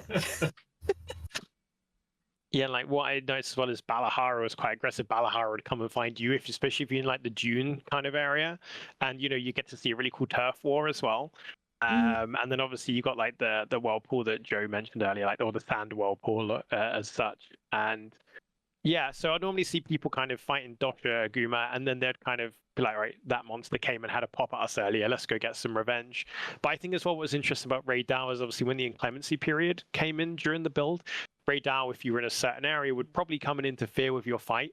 So people like this big flashy monster, figuratively and literally, would come and cause trouble, and you'd be like, and it's that natural inquisitiveness, that curiosity of we should go find that one next. So that was really fun to see people discover this monster, and they didn't know its attacks, they didn't know how it behaved, what it would do to them. So it was really fun to see hunters of varying experience take on something that was entirely alien to them. Really the feeling of, oh wow, I don't know what this is, but it looks cool, let's hunt it. It's exactly like the average Monster Hunter experience, in my opinion. It's like, you don't know what it is the first time you play it, but it looks cool, let's go see it. It might like completely destroy us, but we'll figure it out. No, it was really amazing. Really, really amazing. So I'd like to put a small shift in the topic here, but obviously you guys are very well versed with the Monster Hunter community. You guys see the different aspects, the different ways that people like to enjoy the game. What are your general thoughts about the speedrunning scene and whatnot, and how much interaction do you guys have with like the speedrunners themselves with throughout the Monster Hunter series? The general thought is amazement. You guys do incredible stuff. Like when we see all these highlights that are like you took out a monster in like 2 minutes or whatever. Yeah, honestly incredible. Like the absolute mastery of the game, mastery of the hunts, and the monster patterns and things like that of your weapon. It's super, super impressive. I've had a chance to talk to a couple people in the community, and yeah, honestly, everybody in the speedrunning community does amazing work. So yeah, it's just general amazement. And we don't necessarily like have like an official like Capcom Monster Hunter like speedrunning like mechanic or anything like that. But we have like done things in the past where we've had, I believe at like Festa, this was before my time, but I think it was in Boston where we did have like a speedrunning tournament on stage, which was pretty cool. So yeah, I mean, obviously we love this stuff. We love to see it. We love like this like specific passion for the game. I love speedrunning in general, like outside of Monster Hunter too. I love watching like AGDQ and SGDQ every year. So honestly, it's amazing stuff. But what do you think, Jonno? Yeah, I agree. I mean, I think it's such a a demonstration of honing your art and your passion, and kind of demonstrate it. Like you mentioned, Jal, like Jal does is it like the fresh to like Xenojiva runs and things like that? Yeah. Which is really cool to see. And yeah, and just the perfection you have to have, and the in-depth knowledge of monsters, the game mechanics, and things like that. So it's great to see people funnel their passion that way, to basically push themselves. It's a lot like working out at the gym. You're only, I know you compete against each other, but your main opponent or your main adversary is yourself. You're trying to better yourself every time you go in there. One more rep or a couple more seconds, that kind of thing. So I really respect the dedication it takes to master a craft to that degree, and to kind of demonstrate it in Monster Hunter. It's very cool to see. Especially because, like, whilst I like to think I'm all right at the game, I'm not like speedrunner. Same. Do you feel like it makes you like look at the game in like a different light in that regard? I think it's interesting to see how different people take on the game and what they see as their challenge. So for me, it's like getting the weapons I want, beating the monsters I want without carting and things like that. But then to see how the game kind of gives people the opportunity to express their skill in their own way. I don't know, how do you see it, Joe, in that regard? I think it's the same way as well. I mean, I tend to watch a lot of speedrunning videos, or like look at builds that people are using for speedrunning to see like how, maybe I can take some inspiration to optimize my own build. But then I also realized that like some of these builds are very offensive focused, and if I get hit a lot, so that maybe is not like the best route for me. So that's always an interesting balance. But it's fun to like look at those builds and like to see like what a player can do when they've taken like the game to this level, right? Like I think that's a testament to Monster Hunter too, of like the game like allows you to do this. Like if you get this good, like this is where you can get to. And some of those builds are actually very, very specific.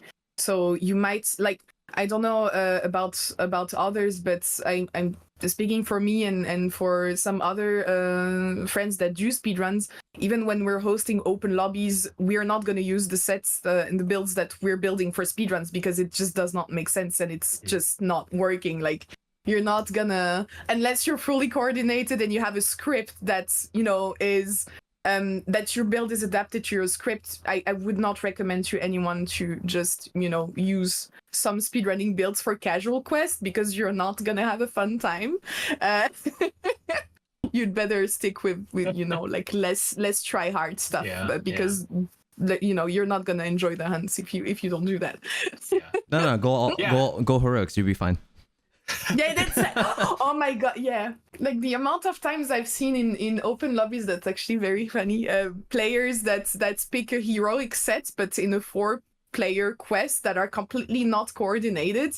It's always very fun, very, very fun to see.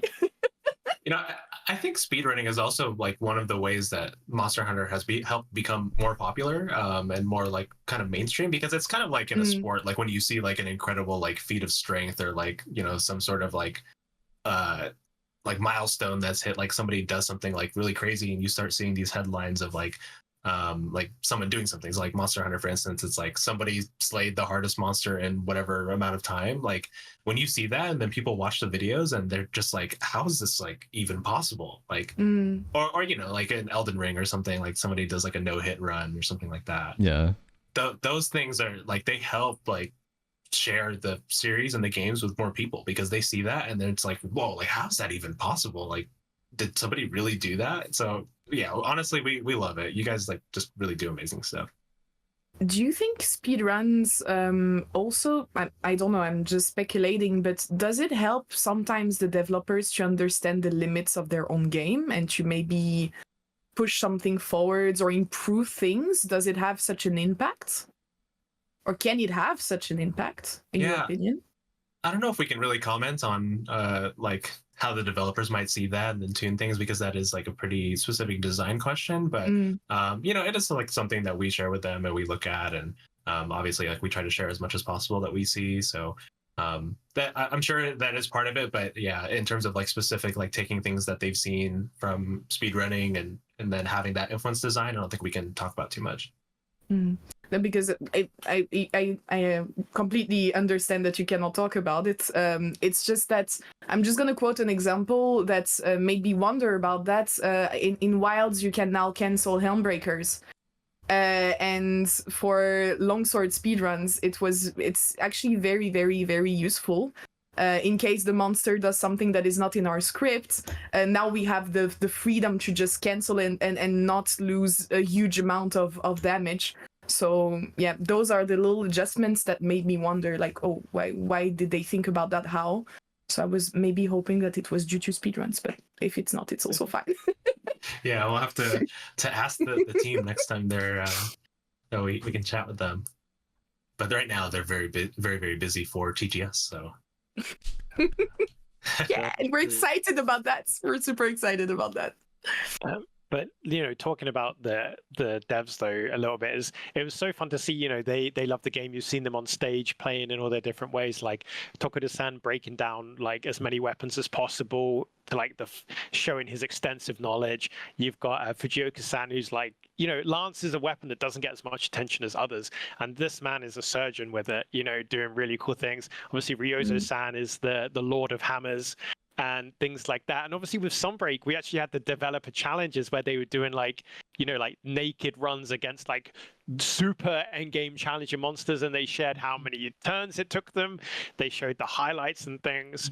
So, I think the community can rest assured that, the devs play the heck out of the games. They love them, and that knowledge and experience is, something we all get to benefit from. But no, it's a ton of fun seeing that. So I know that Joe touched based on this a little bit earlier ago about how we had like the speedrunning tournament in Boston. I believe that was like Monster Hunter Festa.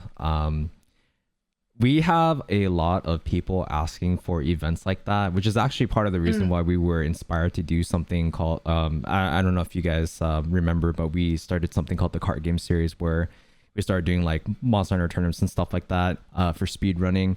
Do you think that we might see any events in the near future, whether it be like, just Monster Hunter or Capcom in general, related in general, or if it might be Monster Hunter Wilds focused? Yeah, I mean, we love, like we've talked about with PAX and Gamescom, and TwitchCon, we love the chances to get the community together. I think we see a ton of value in it, and it is something that is super important to us. We love being together with the community in person. We can't comment on any future events that might happen like after launch or anything like that, because the team is really focused on what we've got in front of us right now. But yeah, it is super important to us, and community again is very, very important. So hopefully we can talk a little bit more about what's in store for the future at a later time. Absolutely. And I know that this might be a little bit harder of a question to truly or to answer in full, but especially for smaller groups like us, where we're doing things like more community side, we're bringing community members and content creators to kind of do these tournaments and stuff like that, where they're very esports focused. Does Capcom have any interest in potentially doing something official with us and stuff like that, or even supporting us in any way in that regard? Can I take this one, John? Yeah, I mean, I think esports is an interesting one, because I think it's hard for a company to go, right, this is an esport now. It's kind of like a community gets behind it and elevates a certain part of a game or a game to kind of that status. I mean, it's kind of like a never say never thing, but it's maybe in Wilds that a huge scene comes up behind it or something like that. But yeah, it's always kind of there's potential, but it's not like a set in stone thing or something that I think you can evoke when it comes to competitive X or Y kind of thing. It's kind of like the ball's in the kind of community court and how many people kind of flock around it, I guess. Yeah, and it's also a little balance with us, because it is very community driven, and for us to come in and be this is an official Capcom thing now, it's oh, big bad corporate overlord now, oh, this is this thing that you guys made. We obviously want to be very respectful and careful of that sort of thing too. Right. No, absolutely. I think it could be interesting though, to have something that would be official, especially for the rules and enforcing that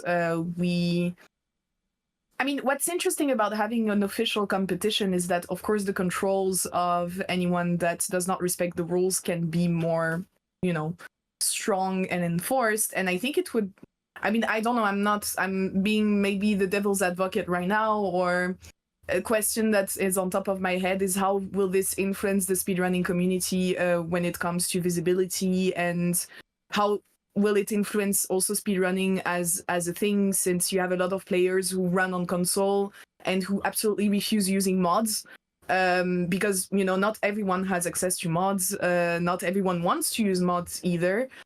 So I guess if Capcom is owning a competition, it will make an official decision on saying, okay, so now if you want to compete officially, then you have to abide to those rules, and we make the rules. So no more mods, or questions like this, I think, are worth asking to ourselves in the near future. Yeah, I think when you look at speedrunning, we see speedrunning, as Joe said, Joe enjoys speedruns. I like watching speedruns too. Like it's community cultivated. They decide the categories, you get like different rule sets and things like that. Yeah. And it's very organic and natural. And as Joe said, it's owned and ran by the community, not like a publisher or a developer who's like, no, this is the right way to speedrun it, because it's the community that figure out what's a fun speedrun, what's a challenge run. You see it with like Resident Evil and stuff like that, Resi 4 and things like that.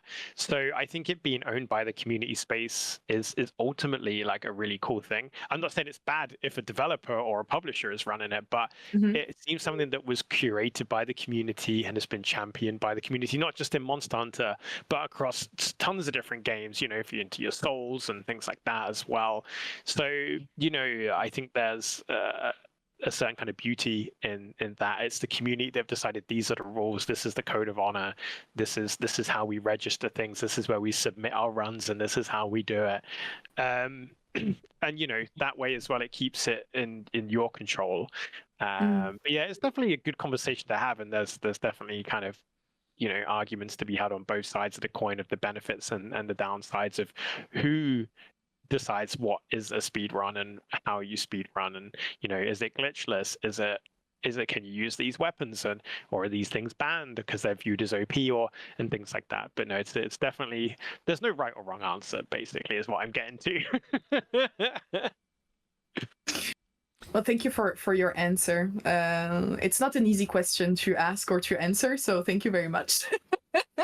Yeah, I can actually very much appreciate that. Like, you guys kind of acknowledge it, that it's something that we as creators kind of curate ourselves. So it gives us a lot more freedom to kind of, set these rules, set these formats, and experiment with a lot more. I mean, as much as it would be cool to have like an official format and whatnot to kind of go off of, I think it definitely does keep it a little bit more interesting with people approaching speedrunning, or even like tournaments and stuff like that, in multiple different ways. Yeah, and I think what Joe said that really as well hit the nail on the head is, some people who don't play Monster Hunter, for example, will see a speedrunning video and be like, that combat looks so cool, and go and try out the game as well. And it's really community driven, right? Like, you see flashy moves, dodging the monster, not taking hits or recovering really well. And I think that's something that, is much trickier to cook up from a kind of corporate angle, right? Because what you're seeing is genuine hard work, people wanting to share what they love. And yeah, I think that's a cool touch. Anything else on that, Joe, on your side, or? No, I think you covered it all. Okay. Well, thank you so much again. I have another question that I would like to ask on the behalf of a lot of European content creators. They wanted to ask about if we can expect a Europe Capcom creators program anytime soon or in the future, if that's something that, a topic that is on the table sometimes. What about it? It's a good question, because obviously, the Capcom creators in North America is really cool, and it's great to see, and it's awesome to see people proud to represent and and show off Capcom goodness. It's a conversation we've had our side, but one thing we were acutely aware of is obviously Europe alone has many languages, and it might be unfair to just be like, right, well, English it is everybody kind of thing, because we think if we're going to give that service to Europe, we want it to be the best it can be. Spanish creators should have Spanish, Polish, French, German, etc., etc., etc. But obviously with that, the more languages, the cost goes up exponentially, and the time investment required from staff as well. And it's, would we actually provide a better service that way? And instead of what we've done is we've got a load of new regional community managers. So we have a dedicated, for Monster Hunter, French, German, Polish, Spanish, Italian, and Middle Eastern community manager. And they're all amazing. Yeah, they're awesome. And that means that what we can do is, whilst we don't have a centralized, really cool hub like the Capcom creators for like NA, has, we can go on this more individual, and you can still do that individual based, like Joe's awesome, please, US creators, Joe's awesome, please go. If I'm pointed in the right direction, he could be anywhere right now. Yeah, like all of the EMEA community managers, our DMs are open. We are very approachable. Please reach out to us. So we do the more direct outreach, because we feel that way we can still engage, and we can do it in a respectful manner, because I'm very privileged that I'm English, so English is my first language, and a lot of the world speaks English. However, I don't want to have to go to like an Italian creator and be like, all right mate, want some Monster Hunter, and he's like, I don't speak English. I think we're incredibly lucky to have these community managers that can do meaningful, decent engagement in their native languages and show that kind of respect to creators. So that's kind of why, but never say never. But at the minute, that kind of individual approach is there to build up those relationships and give each region where we have a community presence directly that kind of respect and attention that they deserve. Obviously, those that don't have a direct community manager, like, we still love you as well, but there can really be so many of us. But feel free to reach out. But yeah, Joe, Capcom creators is a NA thing. So anything your side? Yeah, I think it's a great program. I mean, like you mentioned, I think it's a lot of it is like resource driven, right? Of like being able to do that for Europe with so many of the languages is quite a challenge. As for US, like, everybody's generally English speaking, so we have the ability to like kind of be able to cast a wider net in terms of like how many people that we can have in the program. But at the same time, it is also like quite a challenge to have such a big program. So like we do have to sometimes like kind of like feather how many people we bring in. So sometimes like the applications will be closed because we just can't like manage to have that many people. Of course. In it. And also to review them as well, because our team, like, it is not just managed by like my team, but there's quite a few people that do work on that within the creators program. So it is quite an undertaking to have that many people, and it is yeah, like as Jonno mentioned, it's quite a challenge. Like, but at the same time, like, I love having like the one-on-one interactions with a lot of creators. I don't necessarily need to do everything through the creators program, and most of the time I am talking with people, Nightside, like yourself, who is already in the program. So yeah, I love like just talking to people. Like, again, my DMs are also open, so yeah, there's plenty of creators in both in and out of the program that I love to chat with all the time. So yeah, reach out anytime, regardless of whether you're in the program or not. Yeah, and like I'd say Joe explains it perfectly. And for the European creators, I know it's really cool to look over and see creators that are repping, official Capcom creator and things like that, because it's just really snazzy. And as Joe said, it's a great program. But we see you in the EMEA community. We appreciate you, and we'll make sure that you have those opportunities and opportunities in our region as well. Like, so we still love you in our own different way. But as Joe said, it's looking at what's right for the right region and right creators, rather than just kind of going templating it over everyone, because we want to give that meaningful engagement. And as Joe said, they've got the creators and the personal touch, and over here we've got regional personal touch as well. But no, it's a good question. And I can see why some creators in Europe and EMEA might be like, oh man, I'd love to have be part of that and things like that. We just want to be part of the cool kids. Yeah, we just want to be part of the cool kids club at some point. You guys are cool. There's no love lost. Like, I think with Jonno and the team have done amazing work in making sure that it doesn't feel like there's like a huge gap between like the creator experience. And again, it is what is best fit for each region. The US is so big, and like we're pretty like disparate, I guess. Like East Coast and West Coast are pretty like far split apart. So that's what we feel like is ultimately best for the US, but it may not be necessarily be like something that can just be like a approach that's copy pasted to like all the different regions in Europe. So we try to do what's best for each region, but again, never say never. I think we're always constantly evaluating the situation, and things could change in the future. You never know, but that's where we're at right now. Yeah, and say to wrap that bit up. Any creators, reach out to us. We're here for you as well. And build a personal relationship with us is like in a working way. Obviously, you don't have to take me out for a picnic or take Joe out for like lunch or something. Reach out to us. We're on X. You can reach out to us. It's what we're here for. You can ask for a game code. You can be like, oh, I'm interested when Wilds comes out and things like that. It's what we're here for. Please don't be shy. We'll get back to you unless it's like the weekend or something. So Real talk. Sometimes we get like a little inundated with messages from time to time, or like real life stuff too. But we'll try our best to get back to you.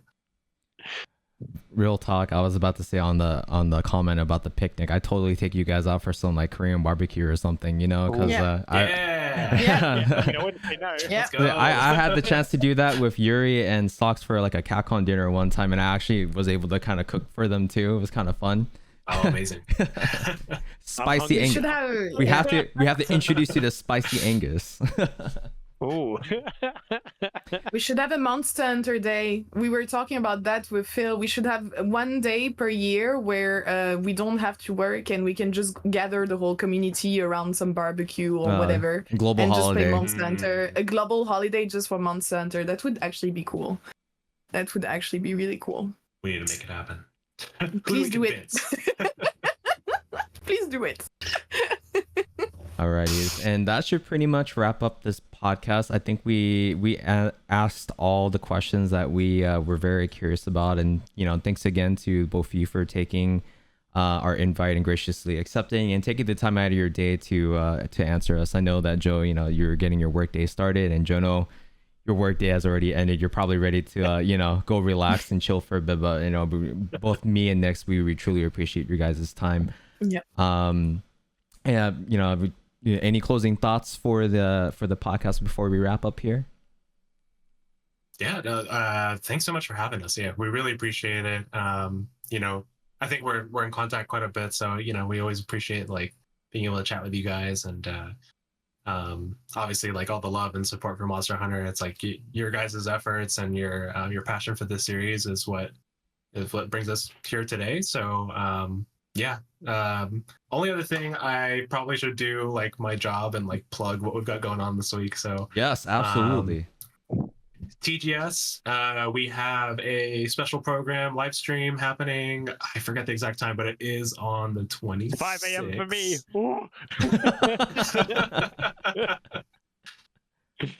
No, that's on Friday. So we have the special program, right, on 26th. Oh, yeah. Sorry, I was thinking about our live stream. Yes. You jumped too far ahead. I did. Yes. 3 p.m. BST, that one? Yes. I think it's 3 p.m. BST, 7 a.m. PST. PDT, well worth getting up for. Yeah. Oh, yeah. Yeah. So we got the TGS show, and then we have another live stream that is happening at a interesting time, which is Friday 9 p.m. Pacific and Saturday 5 a.m. BST. This week.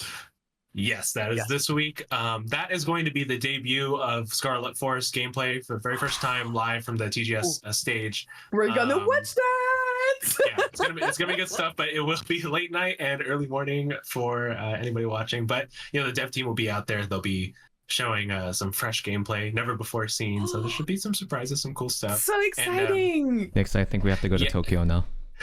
We have to. Yeah, we have to. I think it's official. Let's go.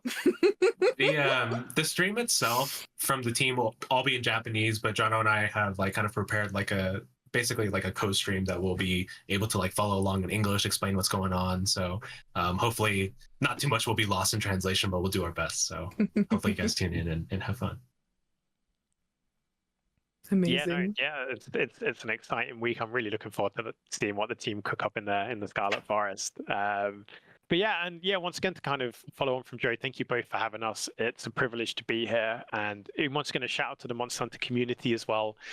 We love your excitement, your speculation, your feedback, and everything in between. And thank you for always being constructive. That allows us to be as engaged as we are with you and to share your feedback directly with the team as well. And yeah, it's always an awesome time to be a hunter. But yeah. Great time. Really excited for Wilds. Really excited for you all to experience it in 2025. And for those of you that have been lucky enough to attend the events it's been at, yeah, I hope you've had a great time. But no, thank you so much for having us. And I guess we'll see you in the hunt. Thank you so much, guys. Thank you. I think Phil and I are both very humbled that we got the opportunity to ask you all of these questions. And I hope you did not mind us being maybe a bit too curious sometimes, but it comes from a place of, of passion and genuine curiosity. How dare you we ask so that much. This is the best version of Sword and Shield. No, it was really a pleasure to have you with us today. And yeah, Phil, do you want to add anything before we wrap up? No, I think that's it. No, we're good. My curiosity is satiated. I'm sure a lot of viewers will also be satiated, and we're very much looking forward to anything else that we haven't. Yeah, that's true. But we're looking to play the game now. We're looking forward to all the news that's coming in store. So everyone that's watching this podcast, don't miss it. Alrighties, we'll end it here. Thank you again to Jonno for taking the time to hang out with us here, and Nix as well for being my co-host. And we'll see you guys next time.